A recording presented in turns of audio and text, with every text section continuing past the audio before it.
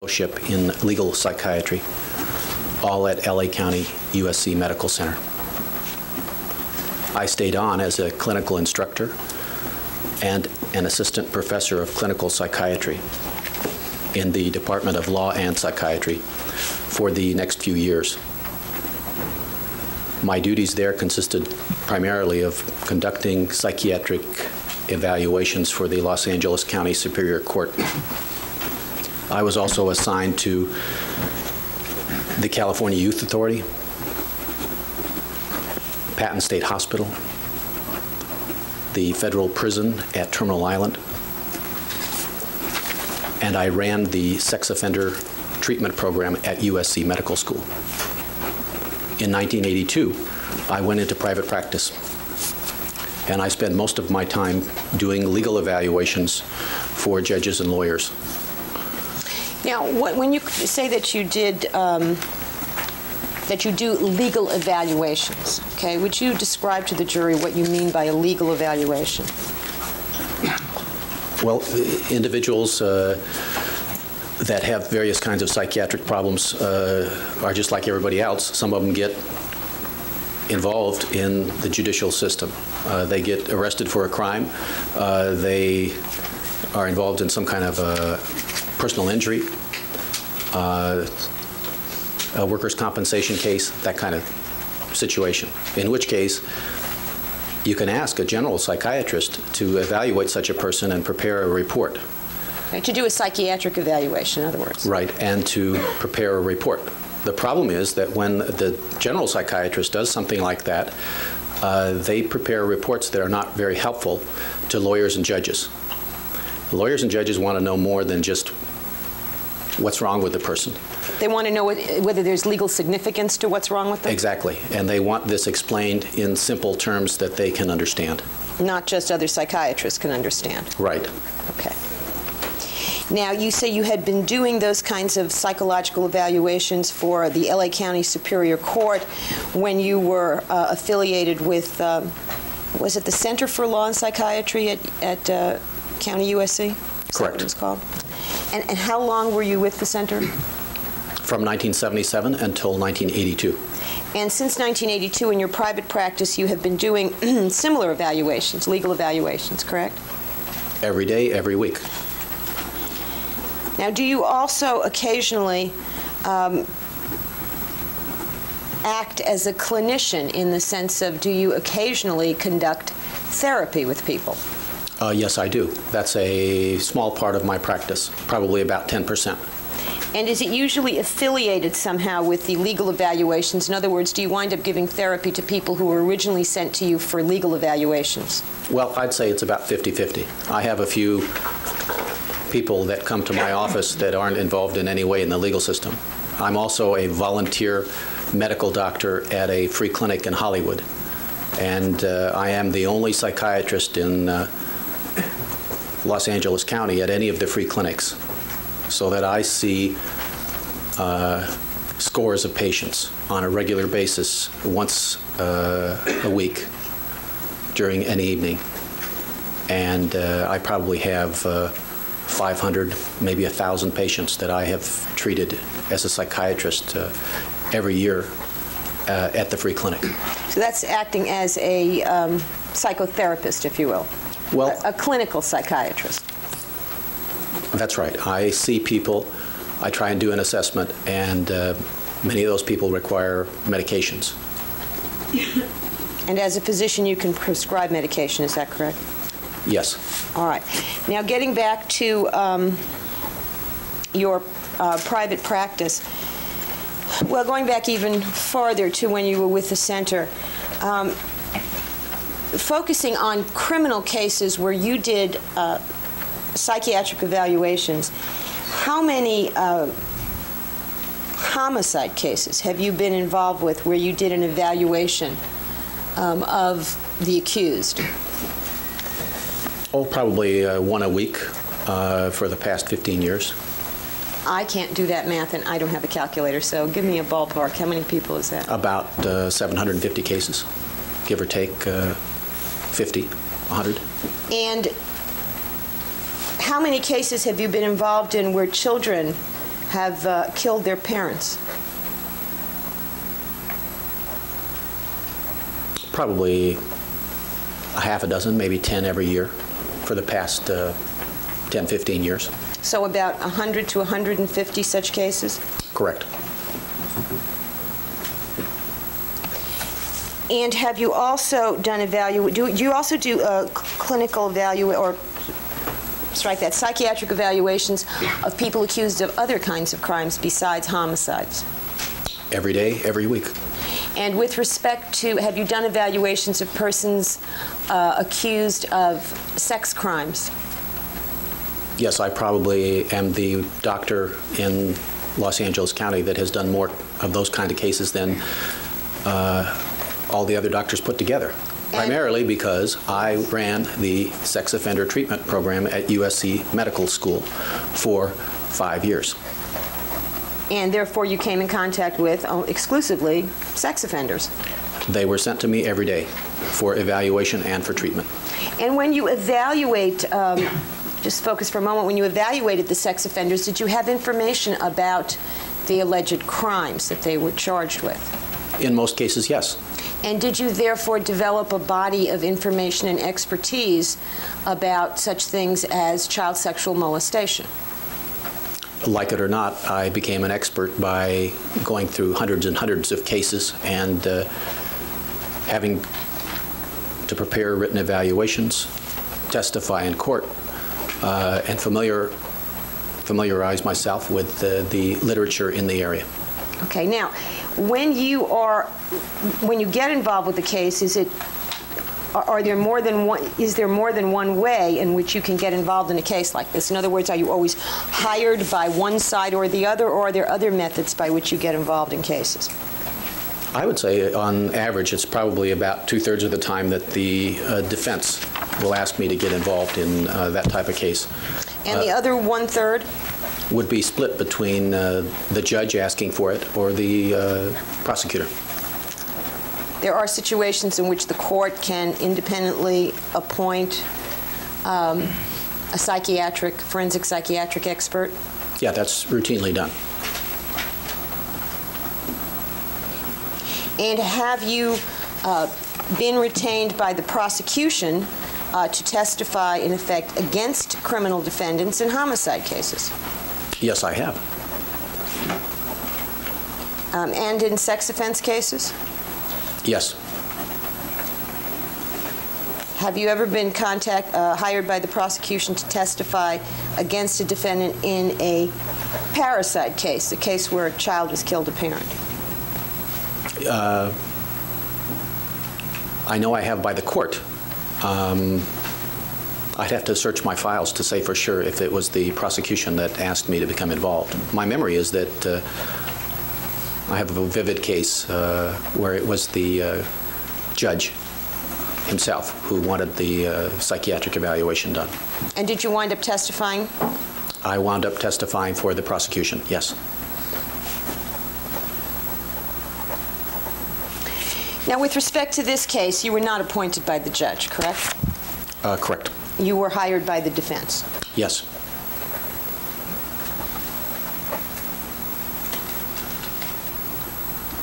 And do you recall, Dr. Vicary, when it was that you were first retained by the defense for Erik Menendez in order to assist with the psychiatric issues concerning him? Yes, that was in June of 1990. And what was your understanding with respect to how long Erik Menendez had been in custody at the time that you first came in contact with him? I think he had been in custody about 4 months.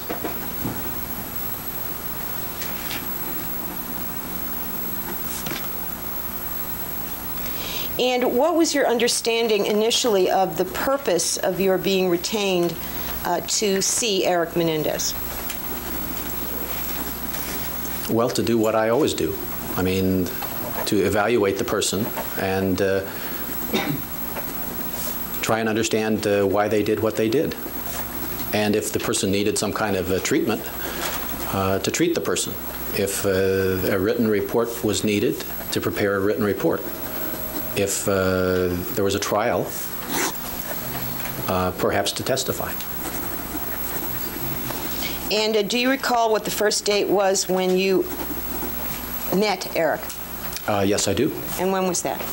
June 20, 1990.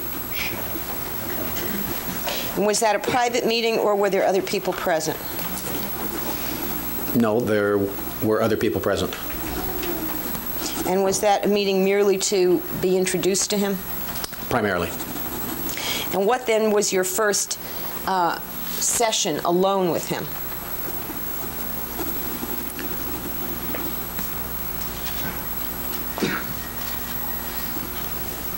That would be on June 30, 1990. And where was he when you had this first session with him? You're talking about the very first one, or the first meeting when I met with him alone? When you met with him alone, you didn't do any psychiatric work with him with other people present, did you? No, primarily not. Okay, so this is the first time that you're alone with him when you're attempting to do or starting to do an evaluation? Yes. Okay, on June 30th, 1990? Correct. And where did you see him? Where was he? In a small room on Module 1750 on the first floor of the Los Angeles County Central Jail. Now, was it your understanding at that point, Dr. Vicary, that you were the only psychological or psychiatric expert to see him since the time he had been arrested? Your Honor, may we approach, please? There was not. Perhaps I'll just re-ask the question. To the best of your knowledge, Dr. Vicary, were you the first psychological or psychiatric expert to see Erik Menendez after his arrest? Yes, to the best of my knowledge, I was.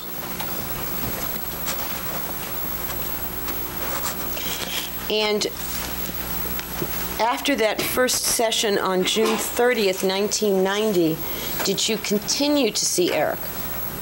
Yes, I did. And was there a period of time when you saw him regularly, weekly or near weekly? Yes, I think I saw him on a weekly basis for about a year. Now, you've indicated that what you usually do is to evaluate someone, and then if it appears that they need treatment, to also treat them.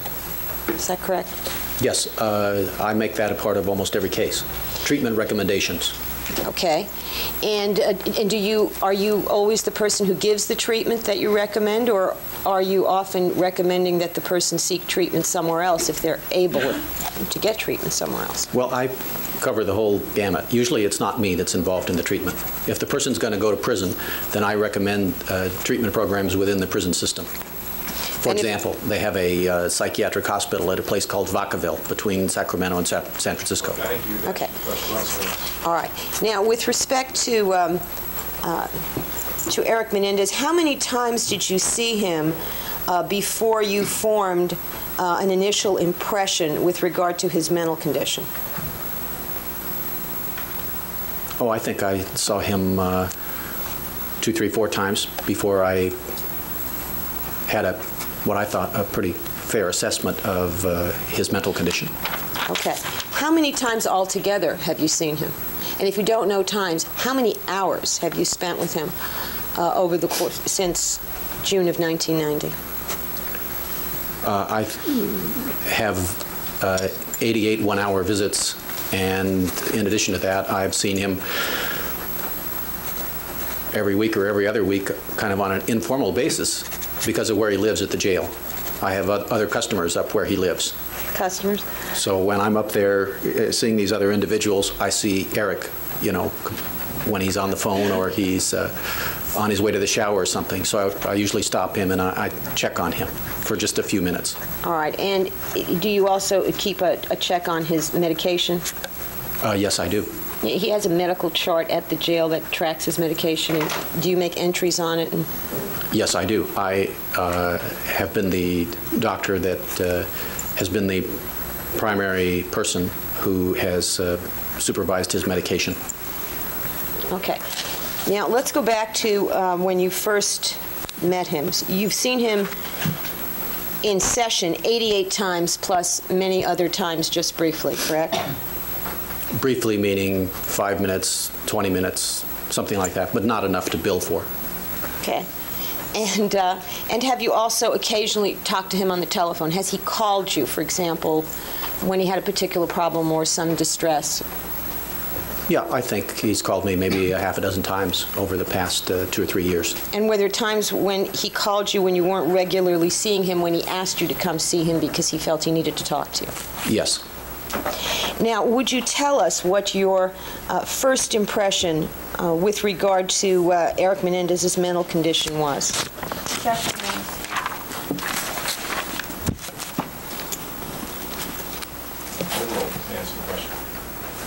Well, to use lay terms, he was a basket case.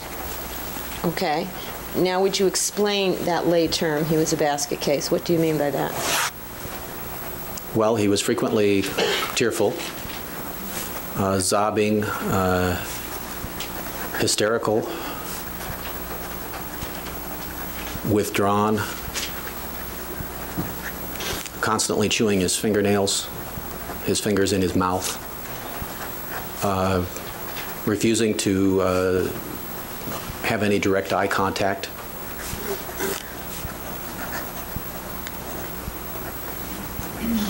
Okay. What did this suggest to you? Well, that in addition to other symptoms that he was experiencing, such as he was having difficulty sleeping. He couldn't get to sleep. If he went to sleep, he'd sleep a couple hours, then he'd wake up, and then he couldn't go back to sleep. His appetite was poor. He was losing weight. He was having hallucinations. Now, what, Dr. Vicary, is a hallucination? It's a perception that is not real. For example, if I saw Napoleon's face on the wall in the back of the courtroom, obviously that's not true. That's not reality. But if I saw that and I told you I see it and I really believe that and that's the truth, that would be a false perception, a hallucination. And is it a visual perception? Is a hallucination always a visual thing, or are there sound hallucinations, auditory hallucinations as well? There can be hallucinations in any of the senses: touch, taste, hearing, sight. The most common hallucination are the auditory ones, voices, hearing somebody's voice as if there was actually a person there, whispering to you, saying dirty things to you, screaming at you, talking to you, making suggestions to you. And this is more than just a thought in your head or remembering, for example, my sister used to say this to me, and it's like I can hear her talking. This is different than that? Yes, this is a experience that is real to the patient. And what kind of hallucinations was Erik having at the time? He was having both. I mean, he was seeing a green, frightening face, which was not there. And he was also hearing noises at night, whispers, his father's voice. Was his father's voice saying something in particular? Screaming at him.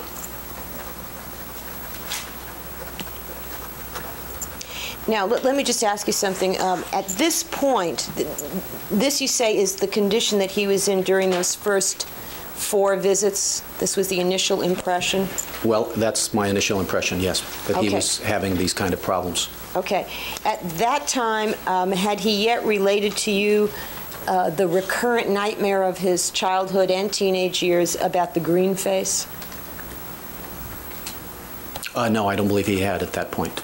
But at this point, he's not telling you he's having a nightmare about a green face. He's telling you the green face is there. Yes. In his cell. Yes. Now, it's your understanding, is it not, that at night, after hours, he's locked into his cell, so nobody can come in and he can't get out? On Module 1750, high-power module, the prisoners are locked into their cells virtually all the time there. And that's where he was living at that time? Yes. And he's now on 7,000, and there were times later on when you saw him when he was on 7,000 as well, correct? Yes, he's been on 7,000 now, I believe, the past year and a half. And on 7,000 also, he has a cell all to himself that he's locked into most of the day? Correct, but there's a lot more freedom on 7,000, so that he can go out in the hallway and at times use the telephone, converse with other patients. Okay. Now, later on in your contacts with Erik, he told you about the dream involving the green face, correct?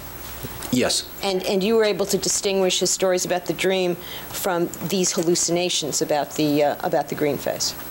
Well, actually, I think it was kind of the same phenomena. When he was really sick at the beginning, it was more like a hallucination. Later, it receded back into a dream. I'm sorry. Finish the answer. I'm sorry. Later? It was a nightmare. Okay. But he told you, did he not, that it started out as a nightmare in his life, this particular... Yes, later on, during the interviews, he told me that he'd had that nightmare even when he was a child. Okay. And what, therefore, was your... are there any other symptoms that you observed in this time of first impression? Well, he would become so frightened at times that he would have an anxiety or panic attack, where his heart would pound and he would sweat and he would tremble. He would describe this as a fear that he was falling apart, that he was disintegrating. Now, you used the term a little while ago, sick. Was he sick? Yes, these are all rather common symptoms of depression and anxiety. A moderate to severe depression, when you have so extensive a degree of the symptoms, especially the hallucinations. Okay. Was there, and is that how you would describe his mental condition during your first series of interviews, that he was moderately to severely depressed and anxious? Yes. Now, we all use the word anxious and, anxiety. I mean, I'm suffering from anxiety at this very moment, and so may you be. But you've also used the terminology with respect to my client at that time that he was sick. Now, what's the difference between the anxiety that you and I may be experiencing and what you're talking about with respect to him? It's a matter of degree. I mean, as with any kind of psychological symptom, there's a little bit, and then there's a moderate amount, and then there's the kind where it's time to go see the doctor. Okay. And he was of the kind to go see the doctor? Well, he wasn't going to see the doctor. The doctor was coming to see him. But he needed the doctor? He needed to see the doctor. Yes, he did. Okay. And was there any other diagnostic impression or diagnostic term that you would have applied to him during those early stages of your treatment of him? Well, as I said earlier, the symptoms got so extreme that I was worried that he was going to have what we call a psychotic break. I mean, that does happen. You can get under so much stress and so depressed and so anxious that you can actually lose your grip and go over the edge. In my view, he was on the edge and he was teetering, and I was worried that he was going to become psychotic and we'd have to transfer him to the psychiatric unit. So what did you do in response to these concerns? I put him on medication. And what medication did you put him on? A combination medicine called Triavil. It has a tranquilizing antipsychotic medicine in it, like Thorazine. The one that's in it is actually Trilafon, Trilafon. It has the same kind of effect as Thorazine? It's in the same family, correct. And the second medicine in Triavil is Elavil, which is an antidepressant medication. It's very useful because the two medicines kind of balance each other out in terms of their side effects. So it's safe to use this medicine in a setting where you really can't see the patient on a real close day-to-day manner. And that's the way it is at the jail. I'm not at the jail every day. Usually, I'm at a different jail every day, but I mean, at the central jail, I'm only there once a week. So to put somebody on the medicine and not see him again for a week, you have to be very careful. With what kind of medicine you use? Exactly. Can you define psychotic? That's a fancy psychiatric word, meaning people that have lost touch with reality. Now, did you form an opinion, Dr. Vicary, as to what it was, or whether one thing or a number of things, what it was that had rendered Erik Menendez in this condition where you felt he was teetering, I think you said, on the brink of a psychotic break? Objection beyond the scope. Now, did you continue to see him every week after you prescribed the medication? Yes, I did. And was there any change in his mental condition? And if so, would you tell us when it first became obvious that there was a change? Well, he remained sick for a long period of time, for many, many weeks. And I had to double his medication, triple his medication, quadruple his medication.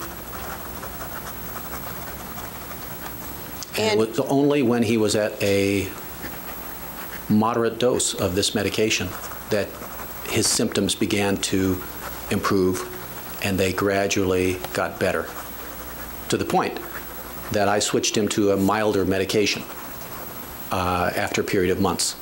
And that's the medication that he remains on to the present. And that's Xanax, an anti-anxiety? Xanax is a medicine that has both antidepressant and anti-anxiety qualities. That's why it's so useful in his particular case, since he's had symptoms of both anxiety and depression. Okay. Now, you said when you got him to a moderate dosage level, did you start out at a very low dose? Is that your practice?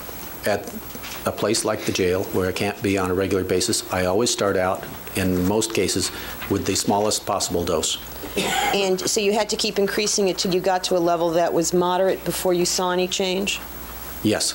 And approximately how long did it take before you saw the change? Several weeks. Now,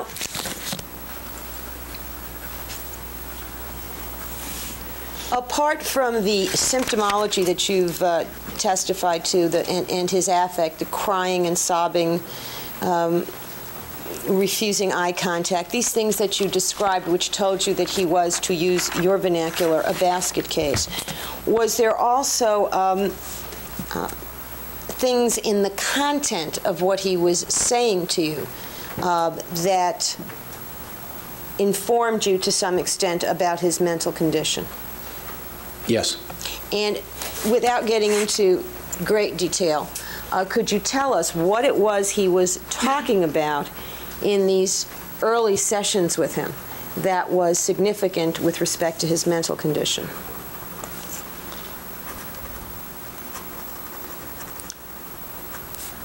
Well, the very first things that he was telling me were exactly what I did not expect. Which was? How wonderful his father was. What a great man his father was. And why didn't you expect that? Objection irrelevant. What did you know about him and the accusation against him that he had killed his parents from the very beginning of your contact with him? Objection calls for hearsay. What are you asking? Well, did you know he killed his father? That's what I'm asking. From the beginning. Or that he was accused of doing so? No, that he did do so. Objection lacks foundation. Sustained as to the form of the question. Well, before you went to see him, okay, did you have information about whether or not he had admitted to anybody that he had participated in the killing of his parents? Objection calls for hearsay. Overall. Yes, I did. And when you went to see him, in the very first session, did he talk about killing his parents? He admitted it the very first session. And did you have to accuse him of it or draw this admission out of him? No. And how did it come out?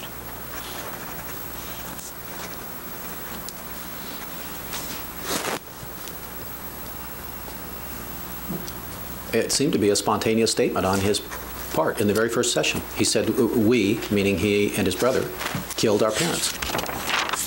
Now, you said that the topic of the first sessions that surprised you was he talked about how wonderful his father was. Correct. And what was it about that was notable to you? Your Honor, object to this as being irrelevant. Sustained. Why was that? I think my original question about this was, was there something in the content of what he was saying that contributed to your opinion about his mental condition? Okay? And I think your answer was what he was talking about.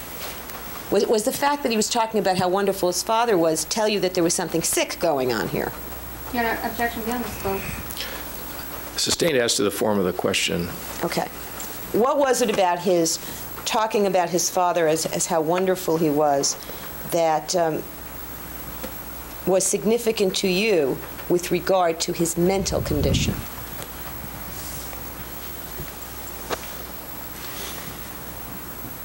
It was diametrically opposite to the way he was functioning, the defendant. I mean, he was a basket case. He was crying, trembling, shaking, and I knew, and he admitted, that he had killed his father. Okay, so? Your Honor, object to that particular question is beyond the scope. All right, let's go on to something No, else. okay, but I'm trying to understand, so why, with this being diametrically opposite to the way he was behaving, what did that tell you about his mental condition? Your Honor, same objection. Did it tell you anything? No, it's a better question. Yes, I thought it was very significant in terms of trying to appreciate his mental condition. And why? What was its It didn't significance? make any sense. It seemed to be kind of crazy to me. I mean, he blew away his father. Excuse me, Your Honor, there's no question pending right now. No, I think he's All explaining. right, he's answered the question. Next question. Okay. And what was the,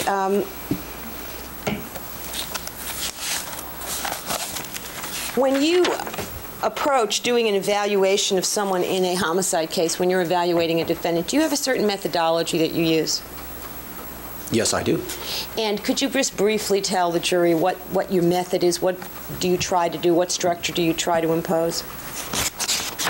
Well, briefly, I usually have read through the police reports and a lot of other records before I see the defendant. Mm-hmm. When I approach the defendant, I explain why I'm there, Yes. who asked me to be there, and then I take a history from the defendant, beginning with his family, schooling, work, on through to the more significant stuff, which is his psychiatric history, his alcohol and drug history, his criminal history, and then getting to the most important parts of all, how he was doing before he committed the crime, what was happening at the time of the crime, and then how he's been doing at the jail. So I've chronologically tried and track the person through time, from birth to crime to post-crime behavior, to try and understand. And on average, Dr. Vicary, in most of the homicide cases that you have been involved with, how long does it take to get at least the framework of this history, family, school, work, psychiatric history, alcohol, drugs, criminal contact, how doing before the crime, time of crime, and jail? Let's not repeat everything you just said. Let's just ask him the question. How long does it usually take you to get all that? I can usually do most of it in the first hour. And when you approached your first session with Erik Menendez, was it your expectation that you would try to get this kind of information from him, as you usually do? Yes. And were you able to do that? No, I was not. And why were you not? Well, he kept rambling on about his father, and I tried to get him to stop, and he wouldn't stop.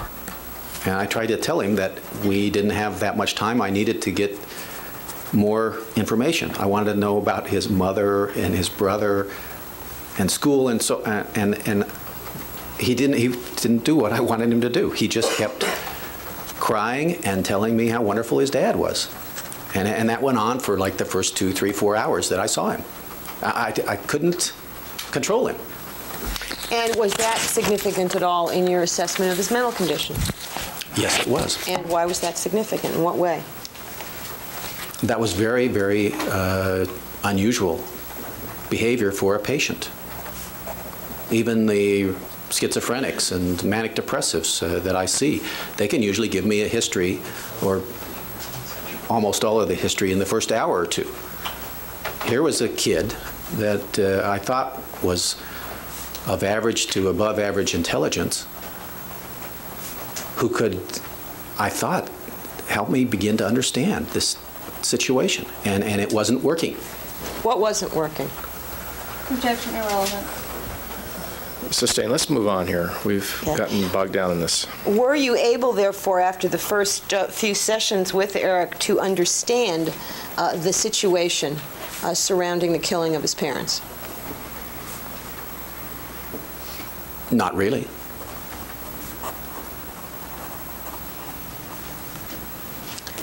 And did he, during those first few sessions, give you information about his parents? Any factual or historical information? Objection, irrelevant. Overruled. You can answer that yes or no. Yes. And did he give you any information about himself or his school background? Yes, he did. And did he give you information about his relationship with his parents? Yes, he did. And did he give you information about his feelings about his parents? Yes. And did any of this information help you understand what had happened? Some of it, yes.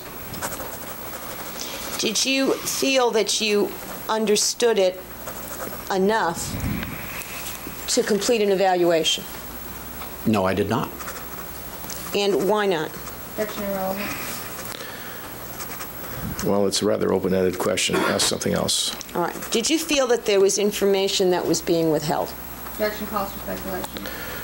Overruled. You can answer that yes or no. Well, I don't think it was a question in my mind about something being withheld. It's just that... You can't answer that yes or no. All right. Did you feel that you were being told everything there was to tell, whether it was being withheld or just not being told? That was a distinct impression I had, is that the pieces didn't fit together. Now, at some point, did Erik Menendez start telling you about sexual molestation by his father? Yes, he did. And did he also tell you about learning that his mother knew about it and what that revelation did to him? Yes. And do you recall when it was? Now, strike that. He didn't tell you about that in the beginning, did he? No. And when was it that he first started telling you about sexual molestation by his father? In August of 1990. And at that point, you had been seeing him for 2 months or so. It was the end of August? Yes. And at that point in August of 1990, had his condition improved at all from when you first saw him? Yes, it had. Now, had you been giving Erik therapy over the course of the 2 months that you had been seeing him, or had you only been trying to evaluate him in that time? Well, I was trying to do both, but I suppose I was mainly treating him because I couldn't do the evaluation because I couldn't control him. And to what do you attribute the fact that you couldn't control him? Was he just willful or what? Objection, beyond the scope. Overruled. Well, primarily it was just how sick he was. And moreover, I think that it was a reflection of his basic personality structure. In what way? He was just a very emotional person. He was bubbling over with different kinds of feelings and emotions on an almost constant basis. He was not a reflective, intellectual type person, like a lawyer or like a doctor or a judge. Okay. Some of the above. Or most of the above. Most of the above. And so did that mean that he had no control over what he was saying? Well, he didn't have any control over it, and I don't think I had any control over it. And it was very frustrating for me because I am an intellectual, reflective person. I like to be in control. I like to have structure. I like to get the job done. And he was frustrating me. He just kept emoting. Is there a name or a label for that kind of personality?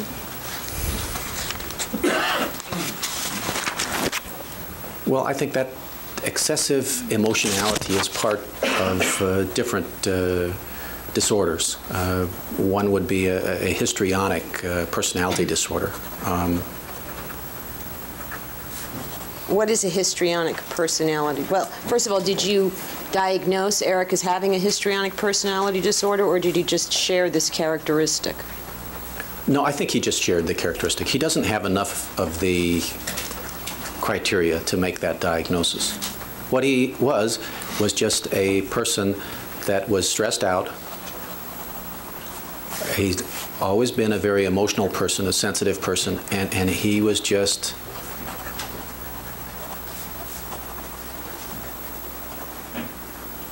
Yes. I mean, he was just out there, and I tried to bring him together, and it didn't work. Ultimately, over time, did it appear that, well, let me strike that. Now, was he in this very emotional, stressed out condition when he started talking about the molestation? Actually, he was better when he started talking about the molestation, because he was medicated. You know, he was on moderate doses of the Triavil, and he was sleeping better. He was not hallucinating. He was not having these panic attacks, and he was not bursting into tears every 5 minutes. Was his basic personality structure any different? No. And how would you describe that basic personality structure? Very sensitive, very emotional, very spontaneous, very impulsive. Are people born with those personality structures, or are they made, or is it a combination? Objection beyond the scope. Overall. It's a combination. A combination of what and what? Of what you're born with and the environment. And can this emotionality and sensitivity and impulsiveness be enhanced by the way that you're treated as a child? Yes, it can be encouraged or it can be suppressed.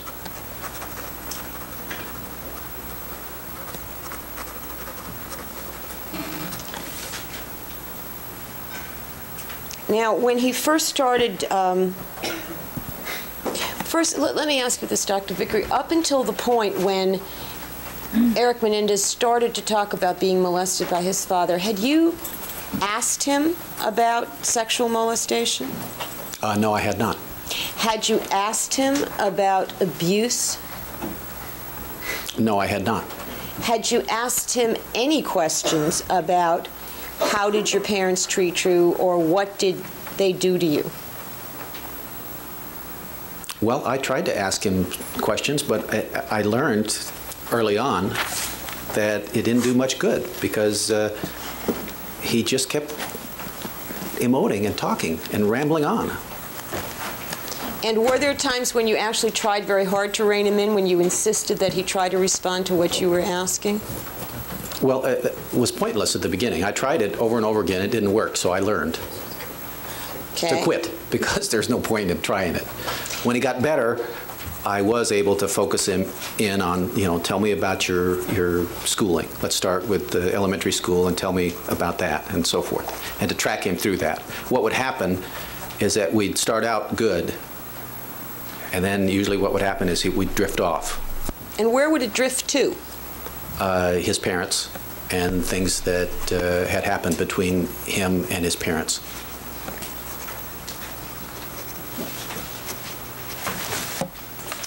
So up until the point when he started to talk about molestation, would it be fair to say that you had not suggested that to him in any way? Well, I wanted to ask him about it, but I mean, that's one of the last questions that you ask because it's one of the more sensitive, see? And I wasn't anywhere near there. I was still on the educational history and the work history. This is the beginning part, see? So when it started to come out, the story of his childhood and the molestation by his father, was it in response to any questions of yours, or was it just coming out? It was just coming out, whether I wanted to hear it or not, whether it was relevant to any question we started with or not. Was he trying to, and did he give this to you as a, wait a minute, I want to tell you what really happened here, here's the story, I was molested, I was abused, that's why I killed my parents. I mean, did it come out that way? No. Could you tell us, characterize, how did it first come out?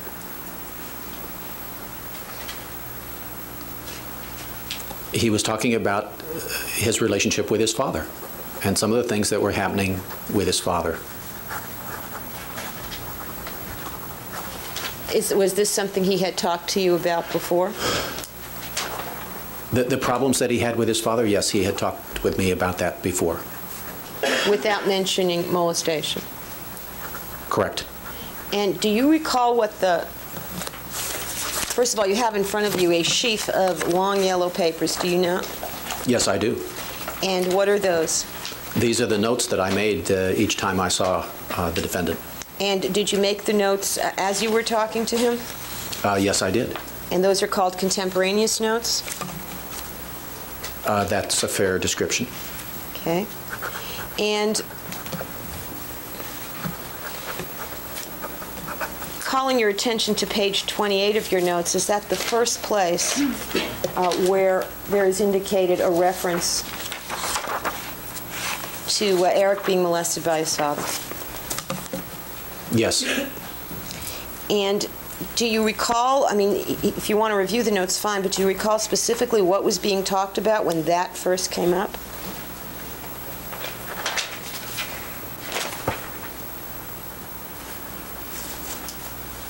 That particular session started with a conversation about relatives, his Aunt Terry, and then his cousin Andy.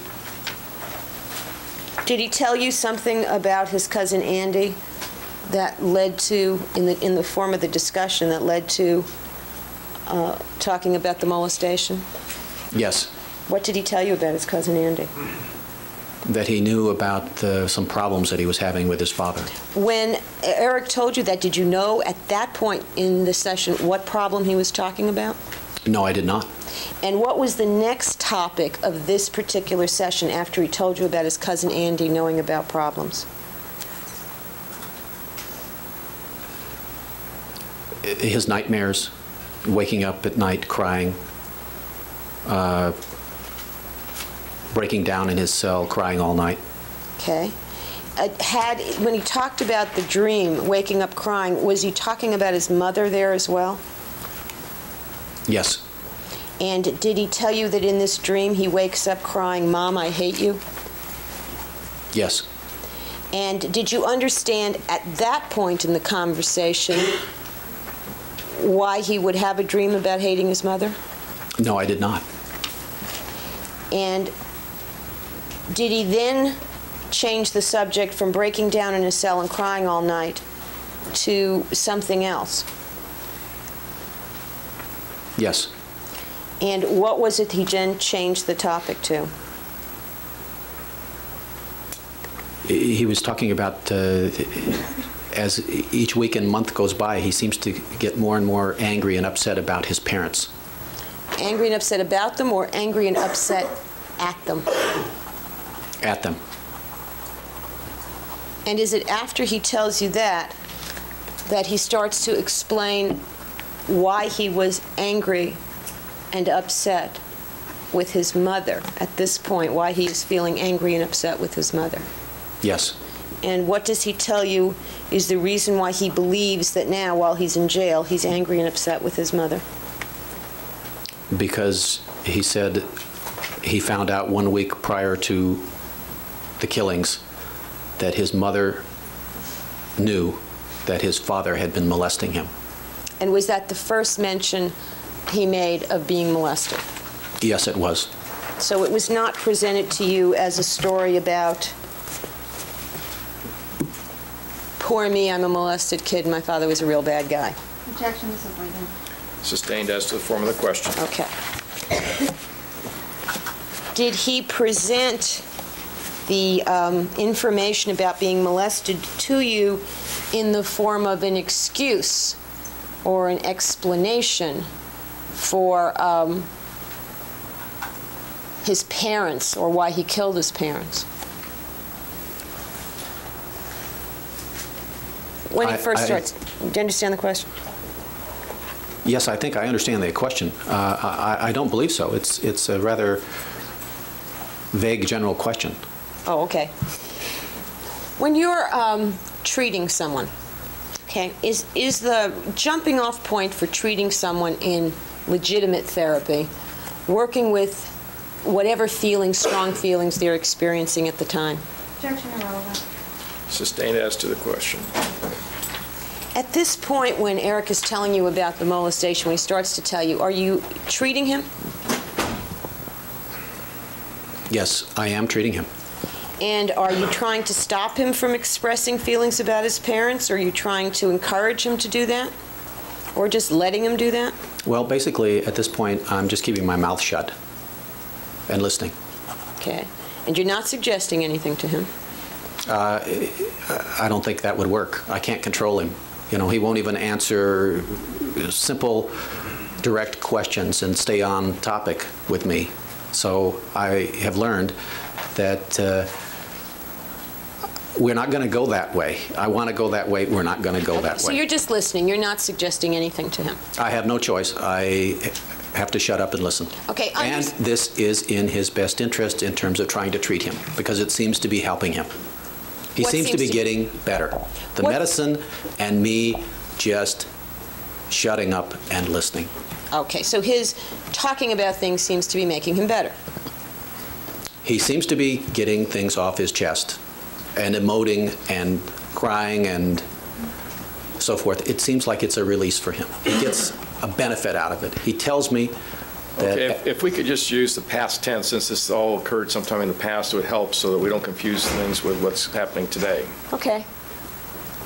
He told me that he felt better after each of the sessions, and he appreciated it, and he looked forward to the next session.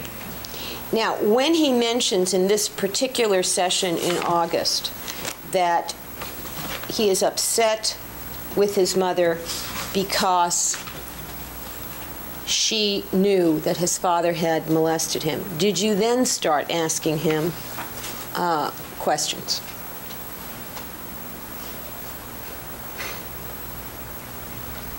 Yeah, I think at that point, not being a dummy, I said, why don't you tell me a little bit about that? Okay. And was that all you said before he started telling you more about it? Yes.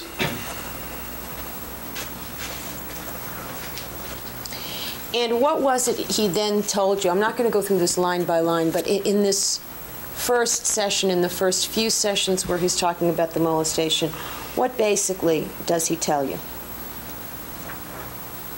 Objection, vague as to when. When? All right, just generally, you're talking about one session or more than one session? Okay. Were there a couple of sessions, 2 or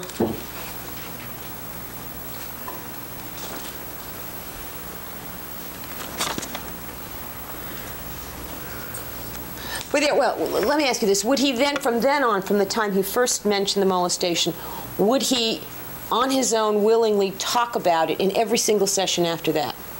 No, he was very reluctant to talk about that. And would he talk about it, say, in one session or two in a row, and then in the third session start talking about other things and not refer to it? Oh, it was more than skipping one session and then talking about it in two. It was more like it would come out in one session, and then there'd be 3 or 4 sessions where it wouldn't be talked about again. Then there'd be a little bit of it in session number 5 or 6. Then there wouldn't be any for the next 2, 3, 4 sessions. That kind of situation. I think there were times when I would see him half a dozen times, 8 times, and this would never be mentioned. I wanted to know about it, but I realized that if I pushed it and I went into that area, that nothing was going to happen. Did you have an opinion as to why it was he wasn't talking about it each and every time? It was extremely painful for him. And how do you know that? Objection beyond the scope. Sustained. May we approach? No, let's just move on. Let's keep moving here. What was his demeanor, or his affect, I think is the word, psychology, when he would talk to you about the molestation? He would look down at the floor. There would be tears in his eyes. Sometimes he would be sobbing. He would be gasping for breath. His hands would shake. Sometimes his whole body would tremble. And when he told you, you've indicated it would be broken up sometimes for a month or 2 even. If you're seeing him once a week for 8 sessions would be 2 months, correct? Yes. And then he would talk about it some more. Did it come out as a continuous saga, or was there a lot of repetition and a lot of disjointed references? Well, I think it'd be better to describe it as it came out in fits and spurts. Okay. And was there any organizing principle to how the information was coming out? Or would he simply ruminate upon aspects of it?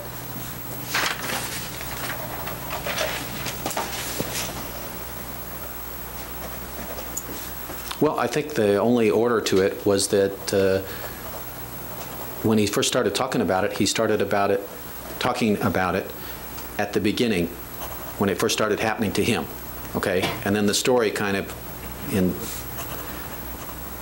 bits and pieces, came out on an intermittent basis for the next several months in a chronological story.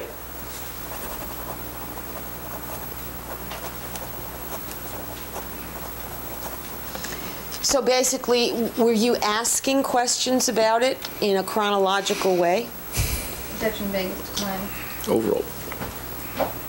No, I think at this stage, I'm not really asking any questions. I'm just sitting there. I understand, but now that is vague as to time. You mean at the very beginning when he's talking about it, he starts to tell you how it started, correct? Correct. And despite the fact that he is better over time, I still can't structure him. Now, over time, does he go back when he's talking about it to things that happened earlier and things that happened later and jump around to different aspects of it? Of the molestation, or Yes. of the molestation? I think that would be a fair statement. And did he spend a fair amount of the time during those sessions when he would talk about it, talking about how he felt about it? Yes. Now, did he ever state to you, Dr. Vicary, that he had certain symptoms or consequences or effects of having been molested?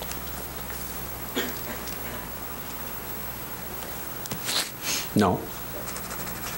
Did he appear to be trying to convince you that he had been molested? Objection irrelevant. Overall.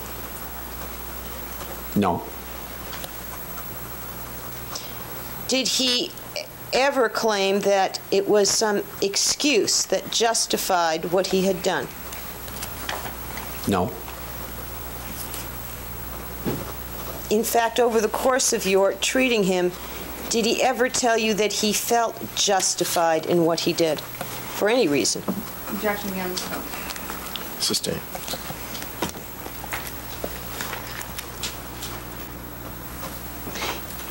Now, is it significant in evaluating someone, strike that you've evaluated people both in homicide cases and in other cases who claim to have been abused as children? Your Honor, objection beyond the scope. Overruled. You can answer the question. Yes, I have. And is it significant in evaluating such people, whatever their crime they're accused of, for you to form an opinion as to whether or not they have indeed been abused as children? Objection beyond the scope. All right, counsel, you may approach and we'll discuss it. This is only foundational, Your Honor. I wasn't going to ask for that opinion at this time. I was still on a process question. Well, let's move on because we just have too much this foundational stuff and then we never get to the issues here. So why don't you ask? Now, why don't I approach it? I don't think you Okay. understand what I'm All right. saying. Okay. Okay. Just to back up, Dr. Vicary, did you have an opinion as to why it was that my client did not tell you at the very beginning of your relationship with him about the sexual molestation by his father? Objection beyond the scope. Sustained as to that question. In your experience, is it unusual for people who have been sexually molested to not give that information up initially? Same objection, Your Honor. Overruled. Do you understand the question? Yes, I do. Okay. Yes, it is very common for people who have been molested to not come forward with that information. Even when they're seeing a professional? Correct. And why is that? It's a dirty secret. There are powerful feelings of shame and self-blame, humiliation. And let me ask you this. When Erik did start to talk to you about it, were there components in the way he talked about it of blame, blaming himself, and humiliation? Yes. And was there anything about his mental condition when you first came in contact with him that, in your opinion, militated against his talking about the molestation in the very beginning?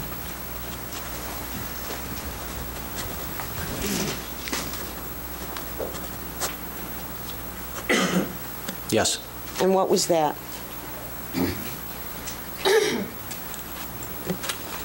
Well, I think he was in the process of having a nervous breakdown. He was just too sick.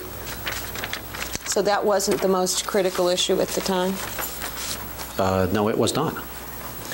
What was the thing that he was talking about when he was, in the beginning, when he was so sick? Objection asked and answered. Overruled. You may answer the question. If you will, what did seem to be the critical issue emotionally for him? Telling me what a great family he had.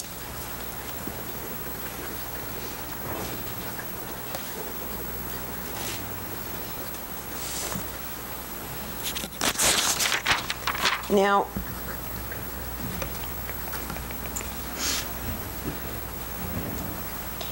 based on, now over over how long a period of time did you continue to receive information from Erik about the molestation by his father? Well, first about that. Off and on for the next several months. Now, he also talked to you, did he not? And without getting into what he said, he talked to you, after telling you about the molestation, he talked to you about the events that led up to the killings. Objection beyond the scope. Sustained. Well, we're not going to get into it, Your Honor. It's just foundational. Well, let's go to the next question then. He didn't just talk about being molested for the rest of your 70-some-odd visits with him, did he? Of course not. He talked about mostly other things. And what were the other things, just as topics, that he talked to you about over the rest of the course of your contact with him? Objection beyond the scope. Overall, just in general, what sort of things? Right. Well, all sorts of things. His school, his relationship with his brother, his tennis, his relationships with friends, family members, long-standing problems that he had with his parents.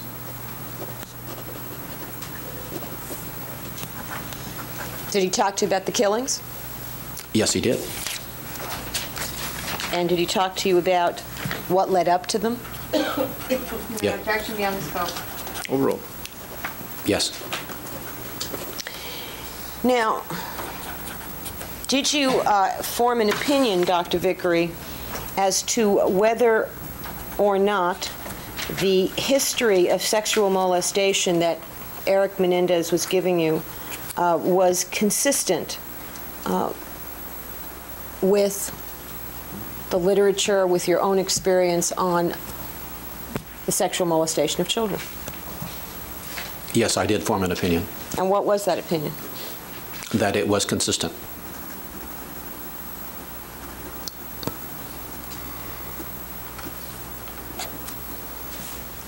And was it your opinion that, in some way, the sexual molestation by his father did have some effect on the events that led up to the homicide? Objection beyond the scope. Sustained. Now, as a evaluating forensic psychiatrist, do you try to develop in your own mind a personality structure of the people that you're evaluating? Yes, I do. And I think you've told us something about what your initial impressions of Erik were. Was there, in your opinion, anything in his personality structure that made him more vulnerable to, say, other types of personalities to being abused as a child? Yes. And what were those things? He seemed to be a very dependent, clingy type person, looking to others for direction, a person that was somewhat suggestible. And what do you weak, mean by suggestible? inclined to do what other people told him to do, regardless of what he felt like or what he thought was right. Okay. He was a fragile individual. His self-esteem was very poor. He did not have self-confidence.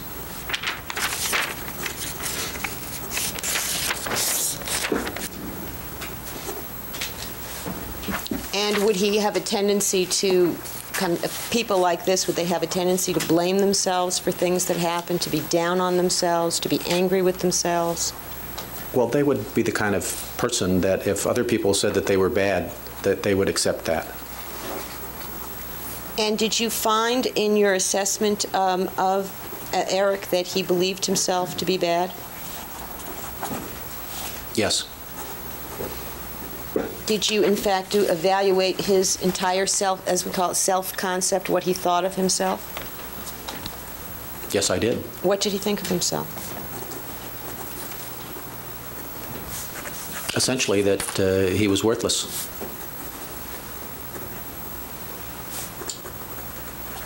Now, Dr. Vicary, you didn't just talk to Erik Menendez in order to come to these conclusions about his personality structure or your opinion about the consistency of his information about sexual molestation. Isn't that true? Yes. Did you have available to you during the course of your therapeutic relationship with him a large number of materials from sources other than him? Yes, I did. And could you tell us just generically what you had? Well, I had the police reports, the notes and tape recording of Dr. Oziel, the autopsy reports, the transcript of the grand jury, a whole series of witness interviews, prosecution witnesses, defense witnesses, psychological testing that was done on the defendant when he was younger in 2 different schools, his medical records. Mm-hmm. And finally, I met... You have his school records? Yes. I met his grandmother at the family home in Calabasas. Which grandmother? Maria. You said you met her. Did you interview her? Yes, I did. And at the time that you interviewed her, did you introduce yourself to her as Erik's psychiatrist? Yes, I did. And you informed her that you were gathering information to eventually to present during the trial of the case? Yes. And did she talk to you? Objection irrelevant. Overruled. Yes, she did. And did she talk to you about the family? Yes. Was she cooperative? Objection irrelevant. Overruled. Yes, she was.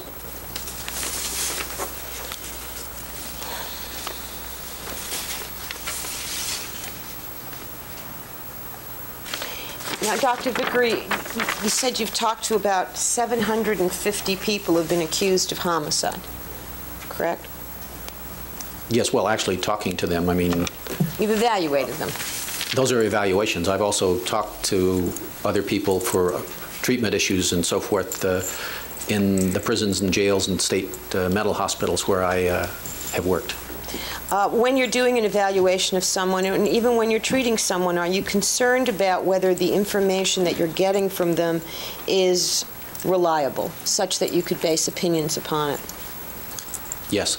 And what do you do to assess the reliability of the information you're receiving from? Well, let me ask you this. As a forensic psychiatrist, is it a given that when you're seeing people who are in custody, who are charged with serious crimes, that they have a particular kind of pressure on them that someone going to a psychiatrist for treatment on the outside doesn't have? Yes. Do you believe that they have... It disappears when that happens. And in evaluating Erik Menendez, did you have the same concerns that you have with everybody else? Yes, I did.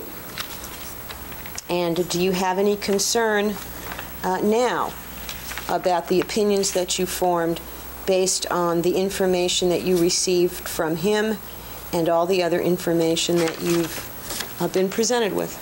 Your Honor, objection as it's been beyond the scope. It's also vague. Let me ask just 2 other things. Were you present in court for part of Erik's testimony? Part of Erik's testimony? Mm-hmm.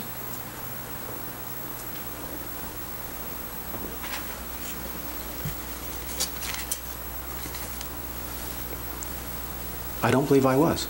Were you here for Lyle's testimony? No, I was not. Whose testimony were you here for? I was here, I believe, 2.5 days for the first part of Dr. Oziel's testimony. Okay. And did you read all the rest of Dr. Oziel's testimony beyond that 2.5 days? Yes, I did. Have you, in fact, received transcripts of every day of this trial? Yes, I have. And have you read them? I have read them all the way up to Judelon Smith, through Judelon Smith, and that's where I'm at now. Okay. And did you read all of Erik's testimony and all of Lyle's testimony? Yes, I did. Now, did you, before the trial began, meet with Ann Burgess and Ann Tyler Yes. to discuss the case? Yes, I did. And did you acquaint them with your observations and opinions and diagnostic information about Erik when you first saw him and over the course of your treatment of him?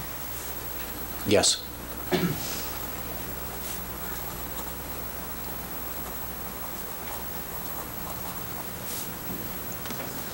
I have nothing further, Your Honor. All right. What we'll do then is recess until tomorrow morning and get a fresh start in the morning at 9 o'clock. Don't discuss this matter with anyone. Don't form any final opinions about it. Don't permit yourselves to be exposed to anything about this case outside of the courtroom. And we'll resume tomorrow at 9 o'clock. See you back here then. There was some brief further direct examination. Yes, very briefly. Dr. Vicary, when you were talking yesterday about some of the resources and materials you had available to you, I wanted to ask you if you didn't also have all of Dr. Summerfield's notes of the therapy of Mary Louise Menendez. Yes, I did. Did you have all of Dr. Cox's notes? Yes. And did you also participate in an interview of Dr. Cox? Yes, I did. I met with him at his office and spoke to him for about 2 hours. And did you also participate on May 21st, 1993 in a meeting with Dr. Oziel and his attorney in which the Mr. and Mrs. Menendez were discussed? Among other matters, yes. Okay. That's all I had, Your Honor. Cross-examination.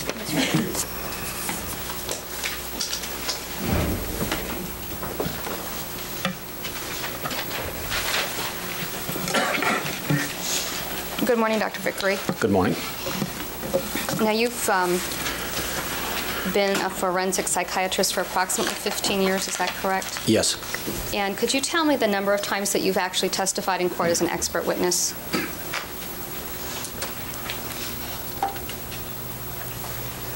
Over that period of time, probably 300 times, 400, 500 times. Now, I believe you indicated that 2/3 of the time you testify for the defense. Is that correct? Yes. And is that over a 15-year period that you're getting that calculation? Yes. And you indicated that the other third of the time you testified for the court and the prosecution. Is that correct?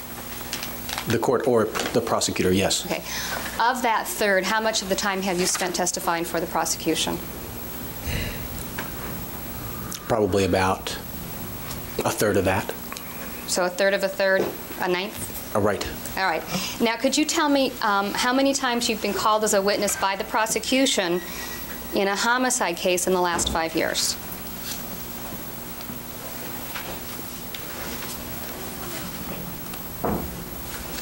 I would say probably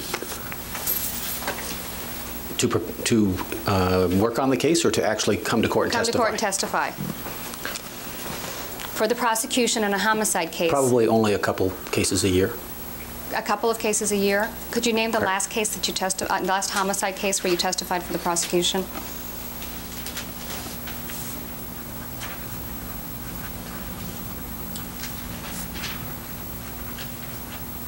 I think if we called my secretary, she probably would look through the files and be able to find that. But there's so many cases.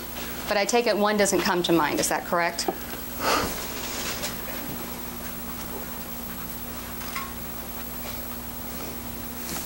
Well, I just did a case in Pomona where I testified for the prosecution. It's a homicide case. The issue that I testified on was the defendant's competency. He was faking being crazy. That case was John Marks in Pomona, and that would be 2 weeks ago.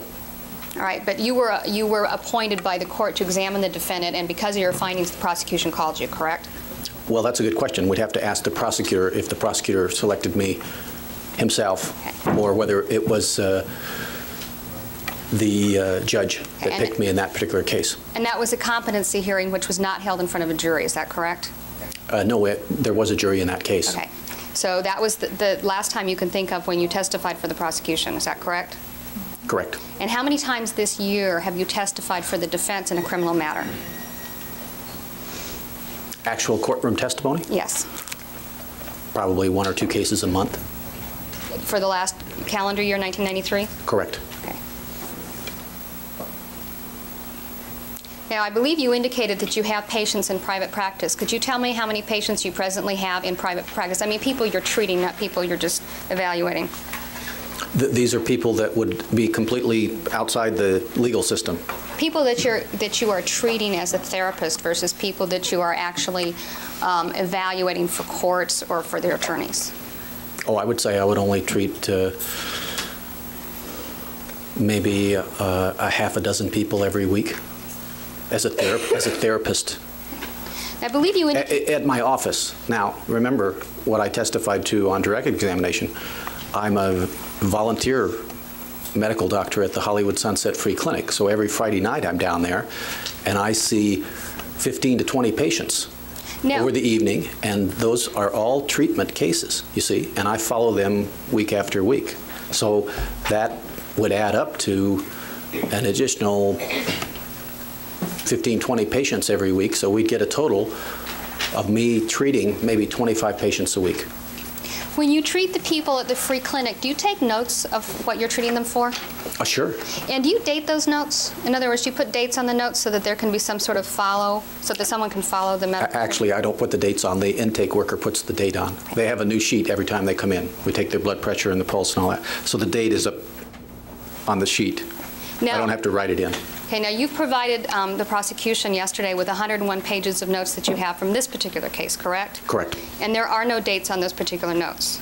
Actually, there's a couple of dates in there, but you're right. Generally, there are no dates. Okay, so how is it you're able to determine when specific things were said to you, or you reach specific conclusions in this case if your notes aren't dated?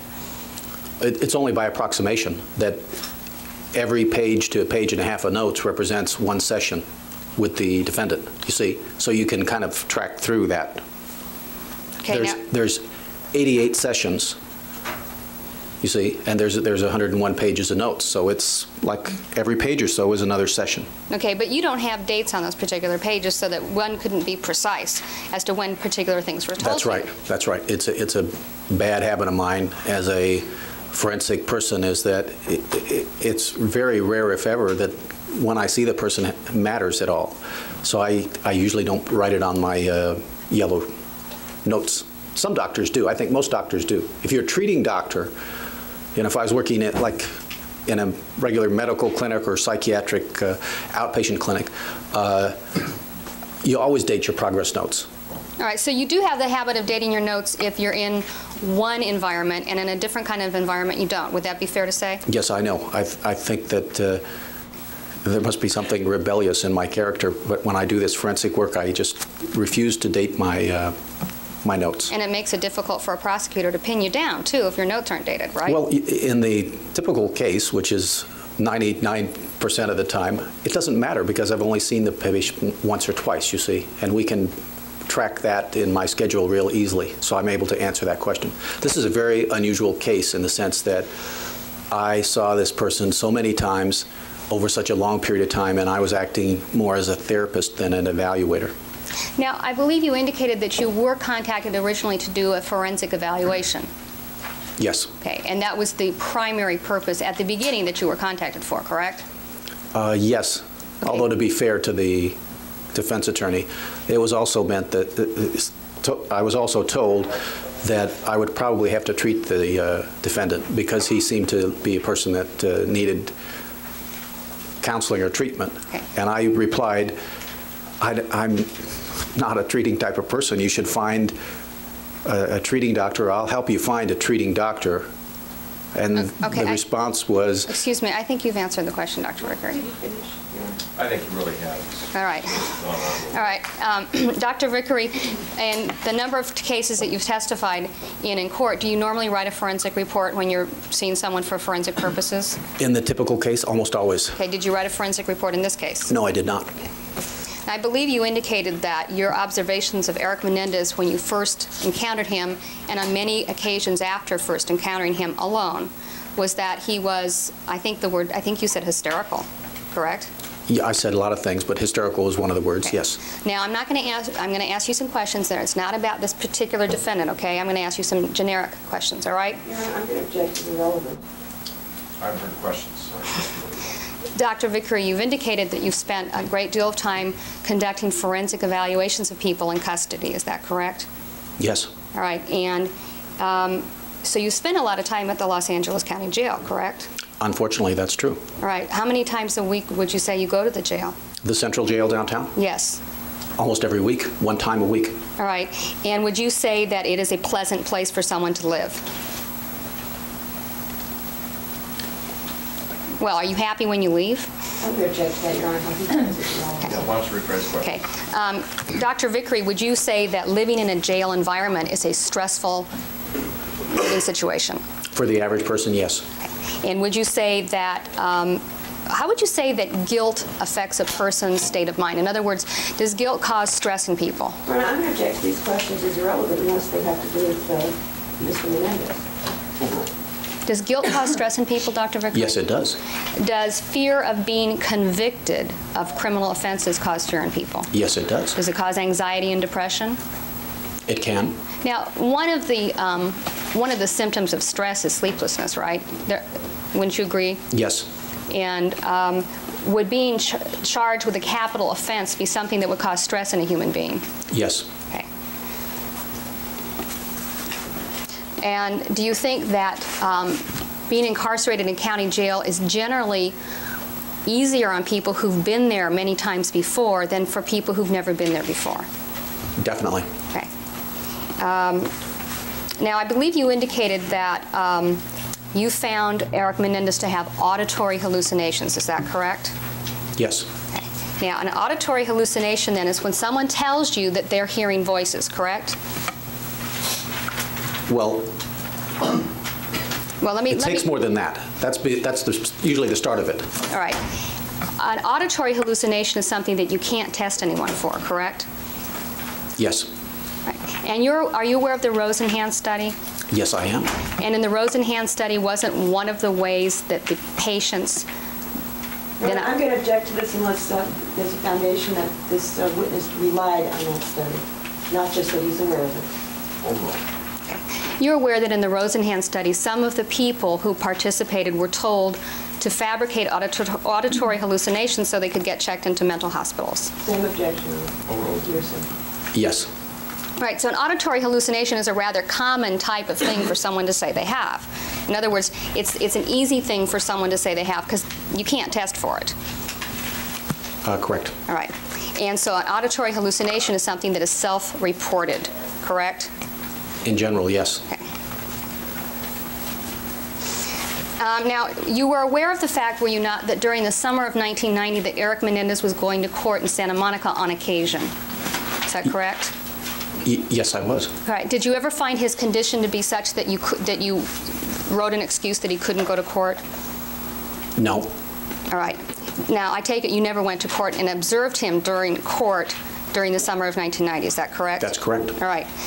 I believe you've indicated that you're familiar with some of the testimony in this case up to the point of the Judah Lund Smith testimony, correct? Yes. And you reviewed the testimony of Erik Menendez's coach, Mark Heffernan. Yes. And do you remember the testimony from Mr. Heffernan when he was asked to describe whether he had seen Erik happy during any period of time after his parents' deaths before his incarceration? Do you remember those references? I think in a general sense I do. Okay. Now, did you see any indication, either from Mr. Heffernan's testimony or anyone else's testimony, that Erik Menendez was suffering from auditory hallucinations before he was incarcerated? No. Okay. Now, if someone told a person to act crazy around you, is there any kind of test you can give that person to see if they're faking the craziness? I'm going to object to the form of the question. Rephrase the question. All right. If someone told someone else to tell the psychiatrist you're hearing voices, there's no way you can test for that, correct? I'm going to object to that question. Objection sustained. Okay. I believe you indicated that one of the things that you noted about Erik Menendez's personality is that you thought that he was suggestible. Is that correct? That's correct. And what does suggestible mean? As I testified on direct, it means a person that is impressionable, that can be given commands or directions and is more inclined to follow them than the average person or the rebellious, stubborn person you give that person an order and they're inclined to go the opposite way. So it was your finding that Erik Menendez was suggestible. Is that correct? To some extent, yes. And that means that people could suggest things to him, correct? Yes. All right. Now, have you found that someone who is on trial for their life might have a motive to lie or exaggerate or fabricate? Of course. I believe you indicated that part of the treatment that you gave Erik Menendez was that you medicated him on occasion, correct? With different kinds of medication. Yes. And presently he's taking 0.25 milligrams of Xanax twice a day. Actually, I think he's only taking it at night now. Okay. The order may be still in place that he can take it in the morning and the night, but by his own account, I believe he's only taking it now at night. What is the smallest dosage that a person can take of Xanax? That is the smallest dose. Right.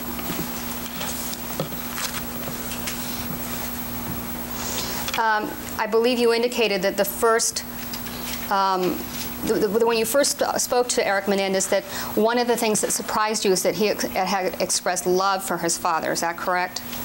Objection is stated. Excuse me. He expressed admiration for his father. Yes. All right, and you found that surprising. Is that correct?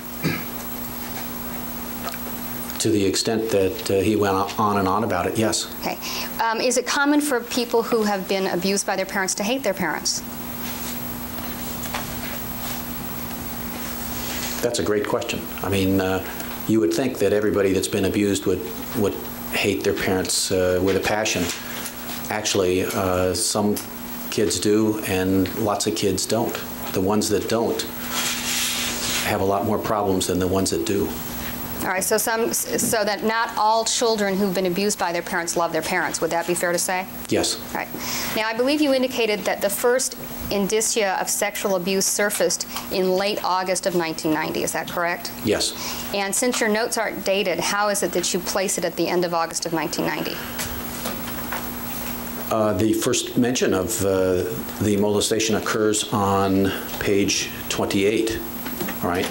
Right. Okay, so that's about a third of the way through the notes. All right, so you're picking this particular date simply because it's a third of the way through the notes? Roughly, yes. Do you have any idea who was visiting Erik Menendez before you began to see him and during the time that you were seeing him prior to August of 1990? Who was visiting him at the jail? In addition to his attorneys? Right. Do you have any idea of it? Did you ever check to see who else was visiting him? Well, I was told by him and the lawyers that... Right. I wasn't asking you sorry. what you were told. I was the specifics. asking. All right. Yeah. You know what hearsay is, right, Dr. Vicary? Yes. Okay, because you went to law school. I hope I do. Okay. All right. So I'm not asking you to relate hearsay. I'm just asking you: Did you check by going through any records or with anybody to see who else had been visiting him? That's my only. Not any written records, no. All right. I believe you indicated that the first mention of the sexual abuse was general in nature. Is that correct? Yes. And then the specifics came out in bits and starts. Was that your? I think that was your phraseology yesterday. Yes. All right. And that was over a long period of time. Is that correct? Correct. The notes that you have provided us, the 101 pages, what is the last time that you took notes? The last entry on page 101, I made last Saturday at the jail. All right. After this trial had been in progress for several months, correct? Correct. Okay. At the time that Erik Menendez mentioned the sexual abuse, did you take a sexual history from him? No, I did not. Your Honor, I'd like to approach. All right. Sure. I'm going to ask you can be answered yes or no, okay? Was there any particular reason you didn't take a sexual history from Erik Menendez? Yes. Okay. Now, the information that you got from Erik Menendez about the sexual abuse, was it your understanding that you were the first person told? Yes. And it wasn't until after he was arrested and incarcerated then that he told about the sexual abuse. Is that your understanding? No. Well, I'm talking aside from the cousin. Was it your understanding that since the murder of his parents that you were the first person, excuse me, let me back up. Were you the first person that he told since he'd been incarcerated, as far as your understanding? Yes. Okay. And in August of 1990, was it your understanding that Erik Menendez was preparing to go to trial in this case? Yes. Now, how much money have you been paid in this case, Dr. Vicary? Thus far, I think almost $24,000. And how much do you charge per hour? I'm billing for my work at the court rate of $100 an hour. All right, and do you get the same rate for testifying as you do for just reviewing or interviewing? Or do you get more money for testifying? That's a good question. Well, I think you probably get less when you figure it out, the court rate. all right. The standard court fee works out to be less than $100 an hour for All right. testifying in court. But to date, that is before having testified in this case, you've been paid approximately $24,000? Correct. Thank you. I have nothing further. Redirect.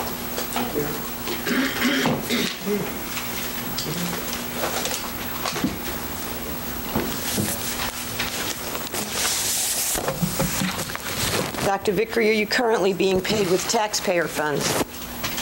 Yes. Are you court appointed at this point to assist the defense? Objection beyond the scope, Your Honor. Yes.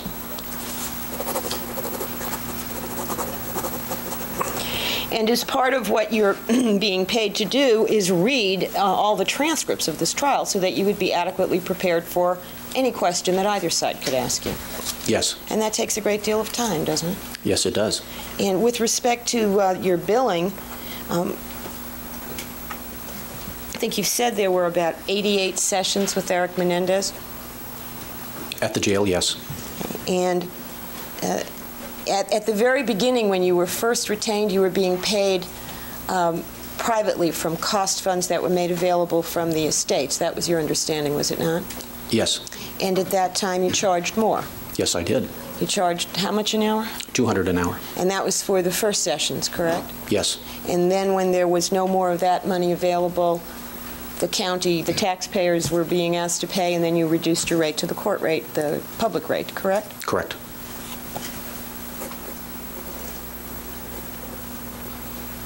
Are you here because this case is making you rich, Dr. Vicary?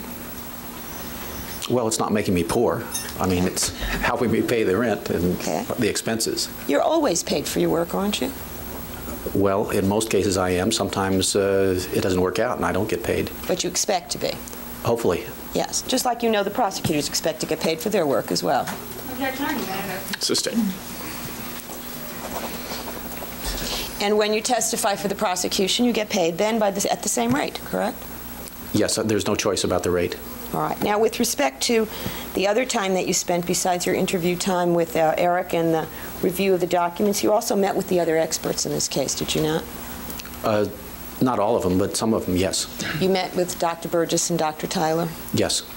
And you also factor in reading, what, about 3 boxes of materials of witness interviews? Yes.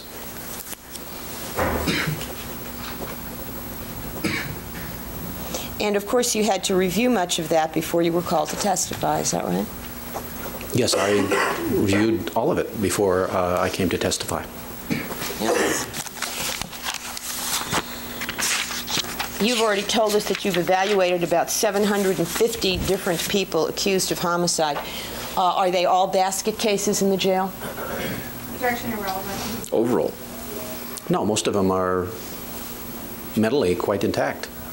And to what did you attribute the fact that Erik Menendez, accused of homicide, facing capital charges and in the jail, was a basket case? Objection beyond scope. Overall. Well, I think there were several factors. Go ahead. He's in jail. He's not used to being in jail. He's in a pretty tough part of the jail, this high-power module where some of the roughest customers are kept. He's charged with the murder of his parents. He's facing the gas chamber. All of that was very stressful for him. And It's also true that he was having a lot of grief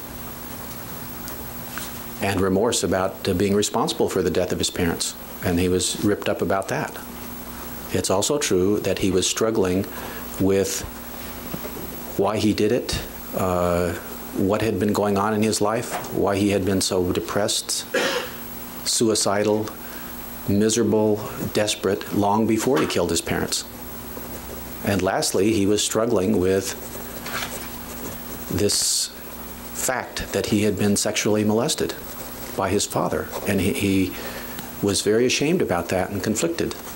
And he was torn about whether he wanted to tell anybody about that or not. And even when he started telling you about it, did he tell you that he really didn't want to? Right, and he gave me several reasons for not wanting to talk about it, no matter what, even if it meant spending the rest of his life in prison. And what were the reasons that he gave you? Objection, call speaker said beyond the scope. Overruled. He was so ashamed. He felt he would be humiliated if he told about the molestation. He felt so guilty already, he believed that if this came out that he would ruin whatever was left of the family name. In fact, he had been told by at least one family member that under no circumstances, no matter what, was he ever to let this dirt out. He also believed that this would ruin him in terms of the regard that other prisoners would have for him, and that everybody in the whole world would think he was a homosexual, and that his girlfriend would leave him, and that for the rest of his life he would be like the Elephant Man. In fact, that characterization that he felt that he was like the Elephant Man does appear in the notes, does it not? Your Honor, objection, call speaker said. Overruled. The answer will stand. Now, you indicated on direct examination, Dr. Vicary, that because you do see, your practice consists of people charged with crimes, by and large, you are concerned about whether they're lying to you, correct? All the time. Did you believe Erik Menendez was lying to you? Objection, Your Honor, beyond the scope. Sustained. Mrs. Bozanish just asked you a series of questions about people faking and lying, correct? Yes, she did. And when Erik Menendez told you about his hallucinations, did you believe he was faking or lying? Your Honor, objection beyond the scope. Sustained. Well, I'd like to, then I'd move to have all that cross-examination stricken as irrelevant, Your Honor. Overruled. Now, did you have discussions with Erik about how he felt about being in jail? Yes, I did. And what did he express in that regard? Objection, call speaker said. Overruled. I was quite shocked to find that he liked it in the jail. He said that for the first time in his life, there was no pressure on him, that he wasn't afraid being in his one-man cell, that anybody was going to beat him up or rape him, as had been the case when he had been at home. That he didn't have to be number one, he didn't have to be perfect, and he didn't have this feeling that he was under this incredible pressure 24 hours a day. And did you consider it healthy or normal for somebody to like to be in this horrible part of the jail? I mean, it was startling. And what did you make of it? Objection beyond the scope. Question is vague. Okay. Did that tell you anything about his personality structure and his life experiences? Objection beyond the scope. Sustained. Was that attitude that he expressed about being in the jail and the manner in which he expressed it significant to you? Objection irrelevant beyond the scope. It's beyond the scope of the direct examination. Well, if we may approach on this Certainly. issue. Thank you. All right, your next question. Okay, if I might have just a moment.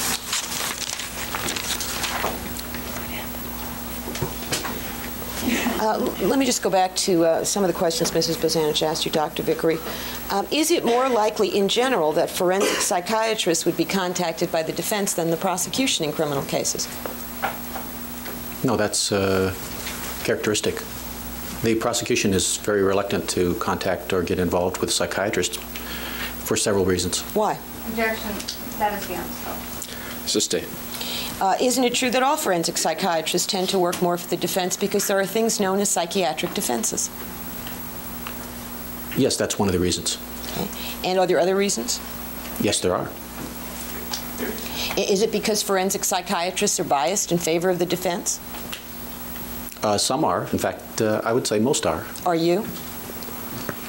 Well, I think that I'm perceived as having a slight or significant bias in favor of the defense, although I happen to be on the list of approved psychiatrists, one of the few, perhaps out of 25 or 30, maybe there's 5, that is acceptable to the prosecution. And are you one of the people that the prosecution requests? Objection calls for speculation. Sustain. Why are you biased slightly in favor of the defense? Now, you're not talking about in this case, you're talking about in general. Is that correct? I think that's because in every report that I do, I put in recommendations about treatment. And I seem to be one of the doctors, believe it or not, that actually gets it with regard to child abuse and that connection between those kind of experiences and individuals later in life that wind up at juvenile hall and jail and prison. So are you saying that you have some professional sympathy towards the abused? Your Honor, I object at this point. It's being beyond scope. Well, it's leading. Okay. Why don't you explain what that means? Explain what? Explain. I asked you if you would tell us why you feel you're biased in favor of the defense, and you said you're one of those who gets it with regard to child abuse. But I don't understand what that answer means. Your Honor, I object to this as being irrelevant. Sustain. Do you believe that the opinions that you have rendered in this case, Dr. Vicary, are objective ones or biased ones? I believe that they're objective.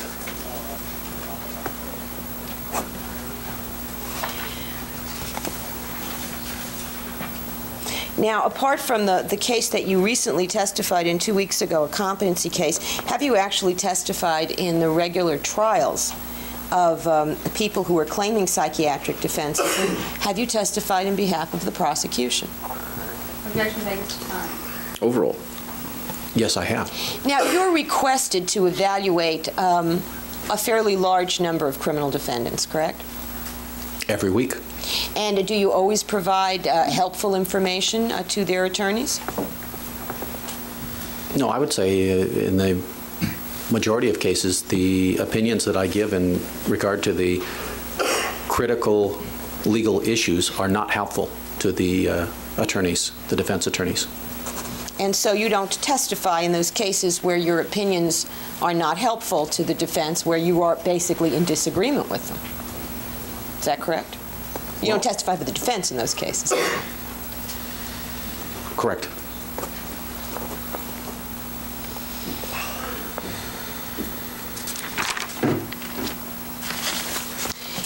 Now, I wanted to focus you for a moment on the time of the disclosure that when Erik Menendez first started to talk to you about the molestation. Do you recall that it was during a time when I was out of the country? Objection irrelevant, Your Honor. Overall. Yes, that was around that time that you were in Europe.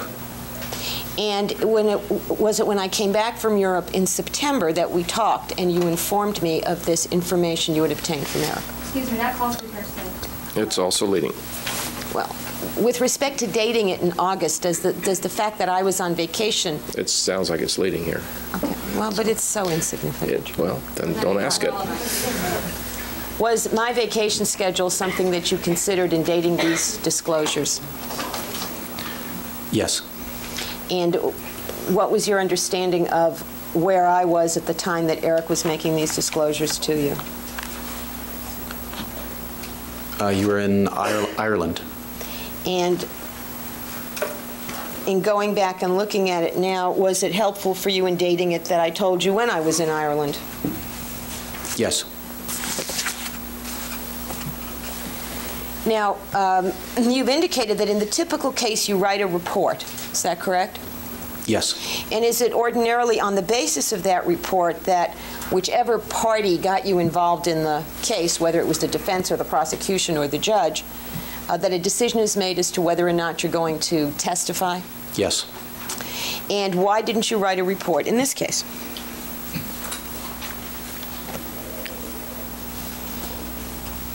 I wasn't asked to, and every couple of weeks more piles of records would come to my office, which would mean that I would have to read that in advance of preparing any report. So it's like I was always behind here, getting more information. And right through the start of trial, where there's still new witness interviews and more witness interviews that were being provided to you? Yes, there were all sorts of new records that were coming into my office. And when the trial began, did that stream of paper continue? Unfortunately, that's the case. In addition to that, Dr. Vicary, usually when you write a report, you're trying to inform the person who sought your assistance of what your findings are, what information you're getting, what your conclusions are? Yes. And do you usually write a report because you can't talk on the telephone or see in person all of the people on all of the cases that you need to communicate with? That's one of the reasons that you make a report. And with respect to this case, did you and I communicate regularly? Yes, we did. About how often? At least every couple of weeks. And would you be informing me of your opinions and conclusions and what information you were getting when you would contact me? Objection, beyond the scope of possible hearsay. Yes, if there was anything significant or important that came up that I thought you should know, I would contact you. And was I contacting you and telling you about new information that we were discovering during the course of the investigation of the case? Yes. And telling you that there'd be more coming? Yes.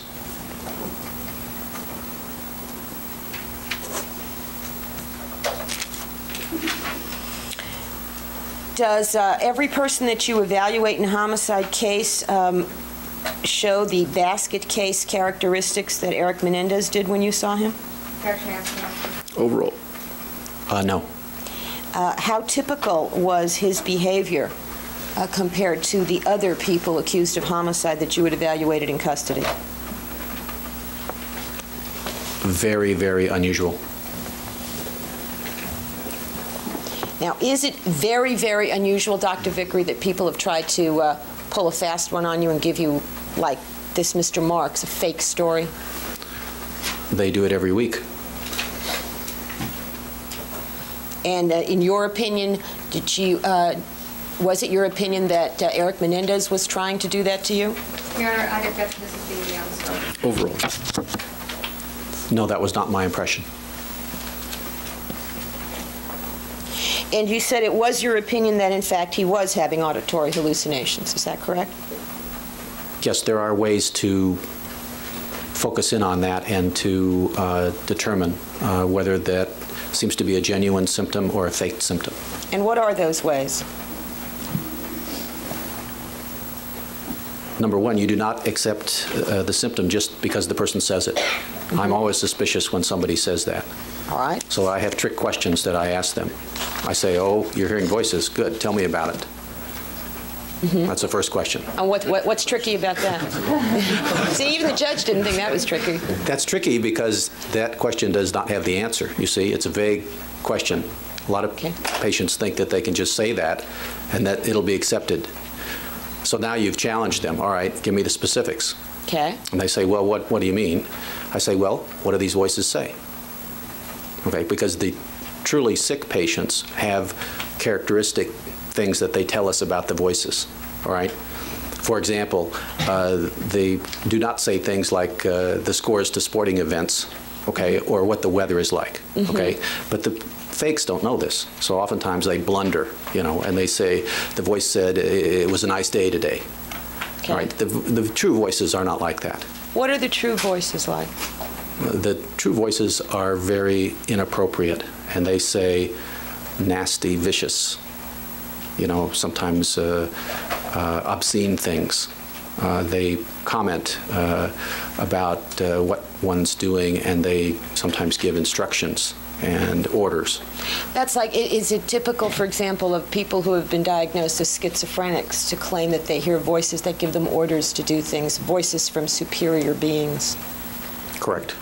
And that's right. Typical auditory That's hallucination. one of the tests that you use. Another test is to see if the person has the other characteristics that go along with a person that truly would have hallucinations. For example, if they are truly hearing voices, then at times the patients will actually look because it's real to them.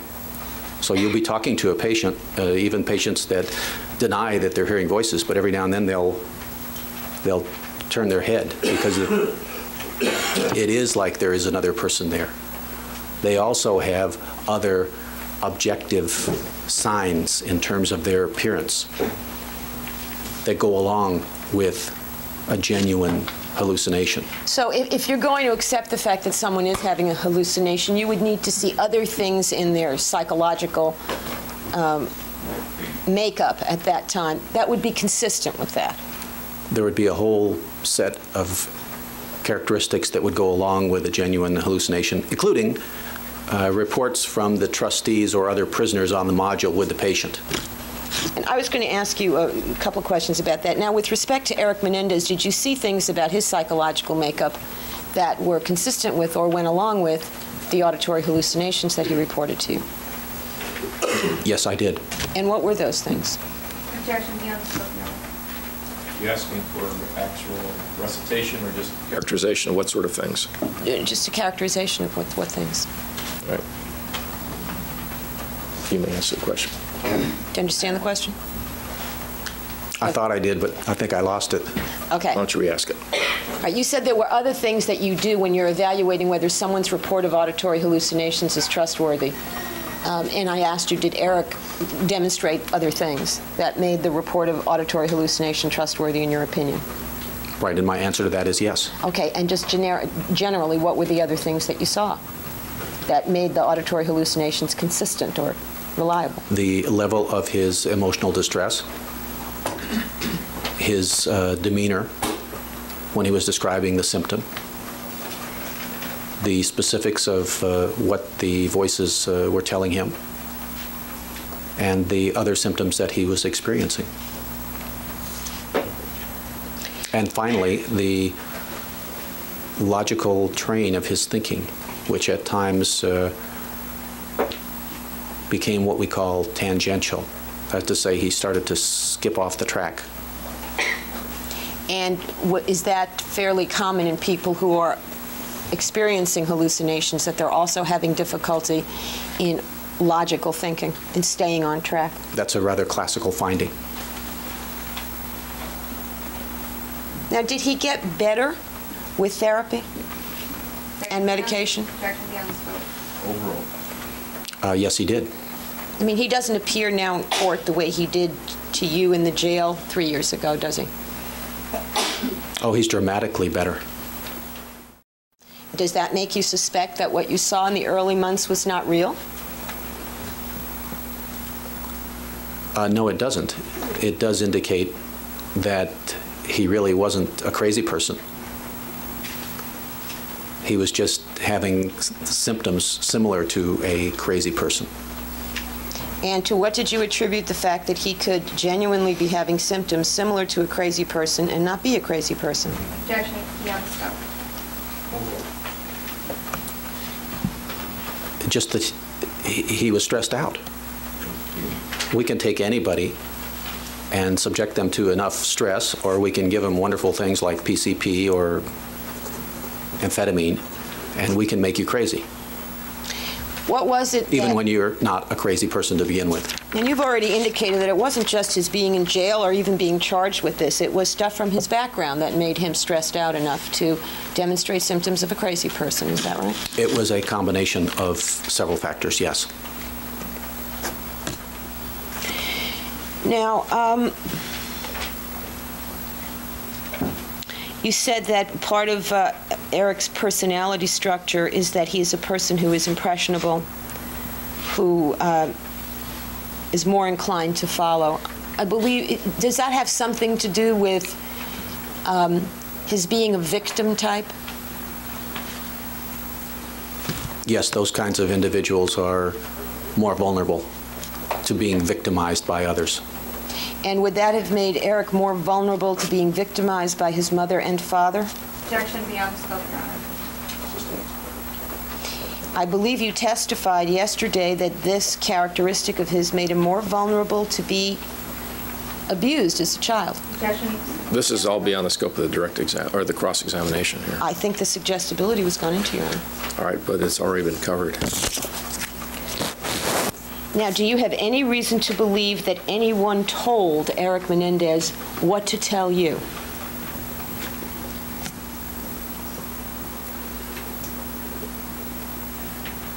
The only, Your Honor, I object to this as calling for speculation. Well, as it's phrased, it does perhaps do so, if you want to rephrase it.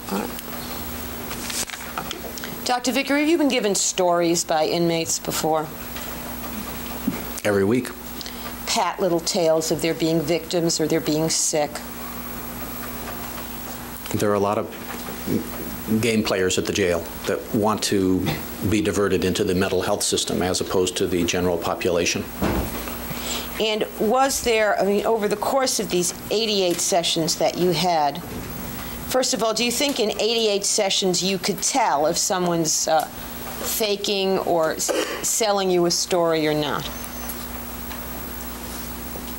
In my experience, it would be very difficult for virtually any prisoner to get by one of the most experienced, respected forensic psychiatrists on the court list. And that's not just you, that's the others as well, isn't it? Right. There are several seasoned veterans on that list that are known for spotting fakes. I happen to be one of them. In fact, I even teach malingering at USC Medical School. And you did not form the opinion, did you, that Erik Menendez was malingering when he talked to you about his background, his childhood, or the molestation? That's correct. He did talk to you about the homicides as well, did he not? Excuse me, Your Honor, this is beyond the scope. I'm not going to ask for... Well, you've already asked that on direct examination. Did I? You did. Thank you. Now, Mrs. Bozanich asked you if it was common for abused children to hate their parents. You recall that question? Yes, I do. And I believe you said that you might think so, but in fact, they don't all hate their parents. Correct?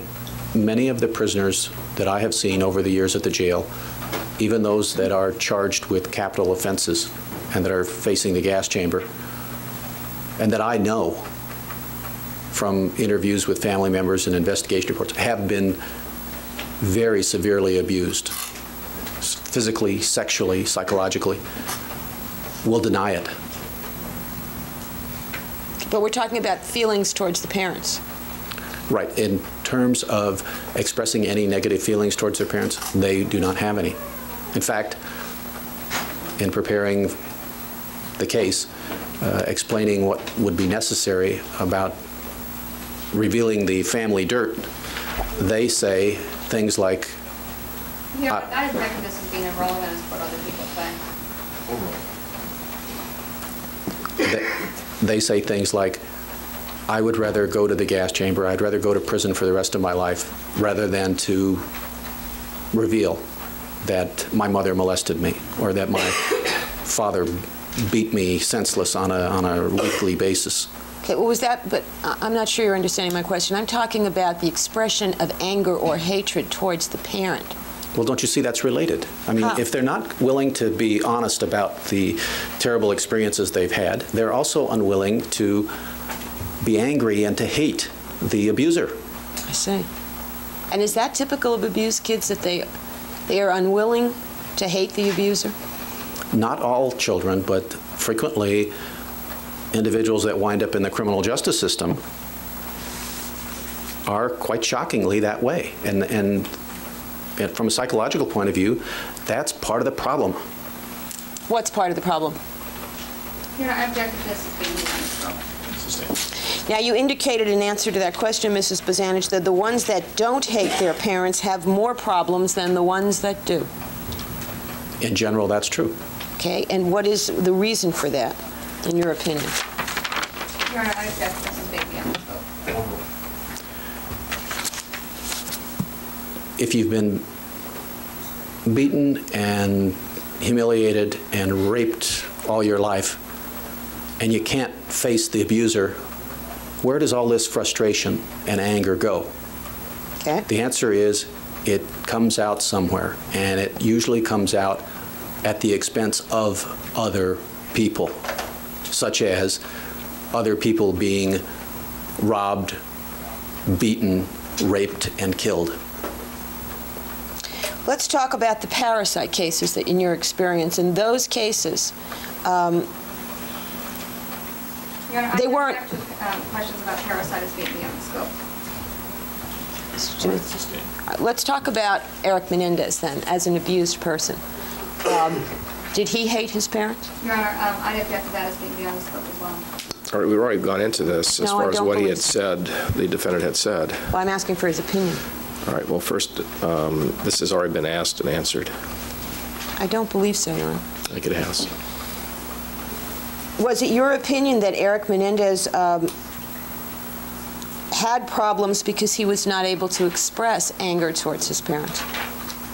Your Honor, I object to that as being beyond the scope. Overruled. Definitely.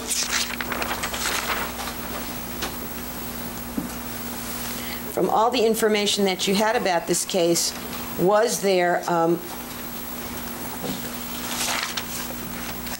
permission, if you will, in that family to express anger or hostility towards the parents? Objection beyond the scope.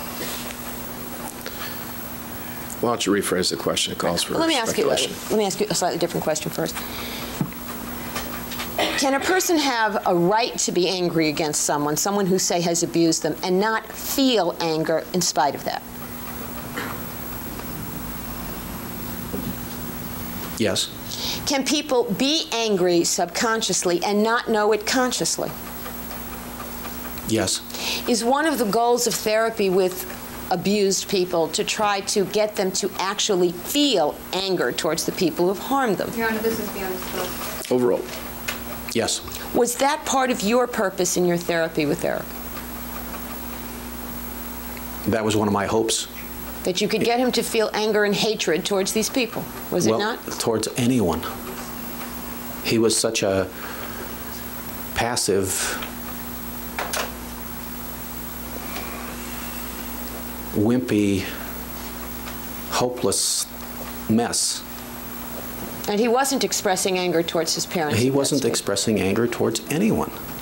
And later in the course of the therapy, was he able to articulate anger towards his parents for what they had done? Yeah, I think it took like 2/3 of the way through my sessions with him.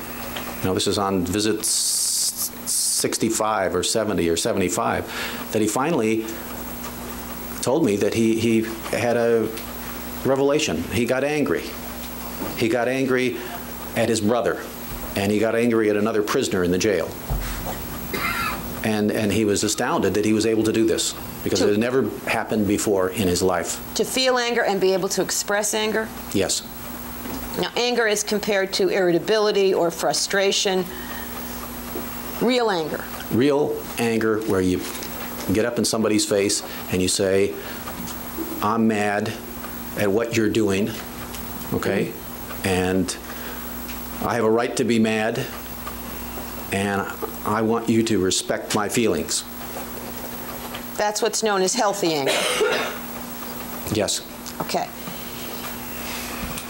Even beyond that, in the early sessions when you were working with him, you've testified that he had this idolizing of his parents. Is that correct? Yes. In later sessions, he did express to you that there were things that he did that he hated, that he hated? Your Honor, at this point, I would object this as being beyond the scope and also calling for yourself. It's also leading. Did he in later sessions express hatred for what his parents had done? Your Honor, I've been asking Mr. Menendez to answer. Overruled. You can answer that question, yes or no. Yes. Do you believe that he was conscious of feelings of anger or hatred before his parents were killed? Objection. Cause for speculation. Sustained. Do you have a professional opinion on that? Same objection. Sustained. Now, you did consider him one of those people that don't hate and therefore have more problems, correct? Yes. With one exception. Yes. He hated himself. And that was a reason that he was depressed and suicidal for years prior to the killing of his parents. Your Honor, move to strike that particular conclusion as being beyond the scope. All right, the objection overruled. The answer will stand. Now, you said that you were aware, because it was reported to you, that Erik was being visited by people up to and including, I take it, late August 1990. Is that correct? Yes. And you knew he was visited by people from then to now?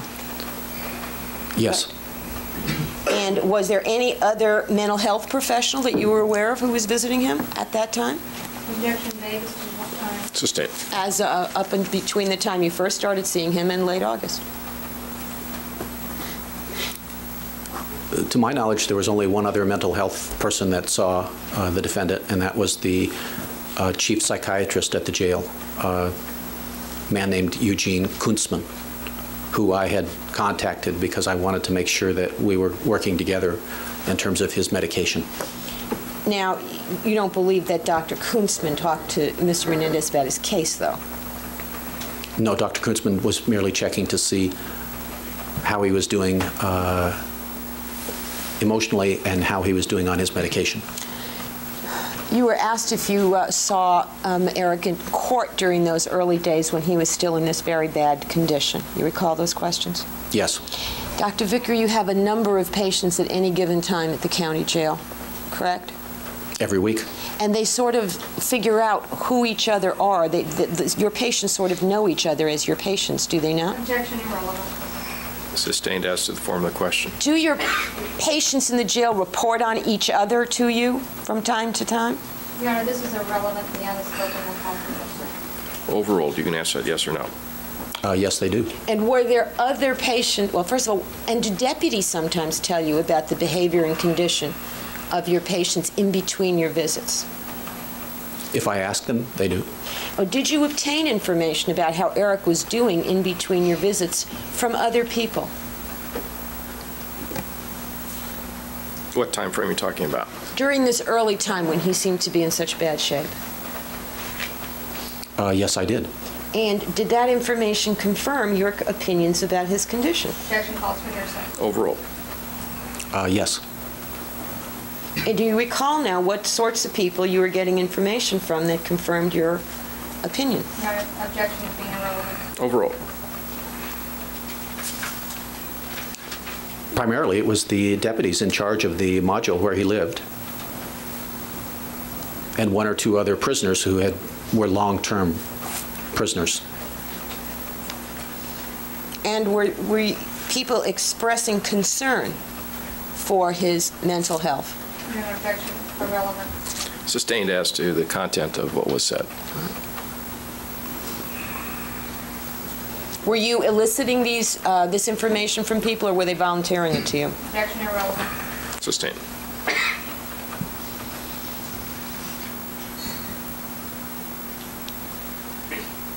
I have nothing further on. Any recross? No, Your Honor, we'd ask that he not be excused. All right, you may step down. It's possible that you might be recalled. You're not excused, but you're excused at this time for this morning session.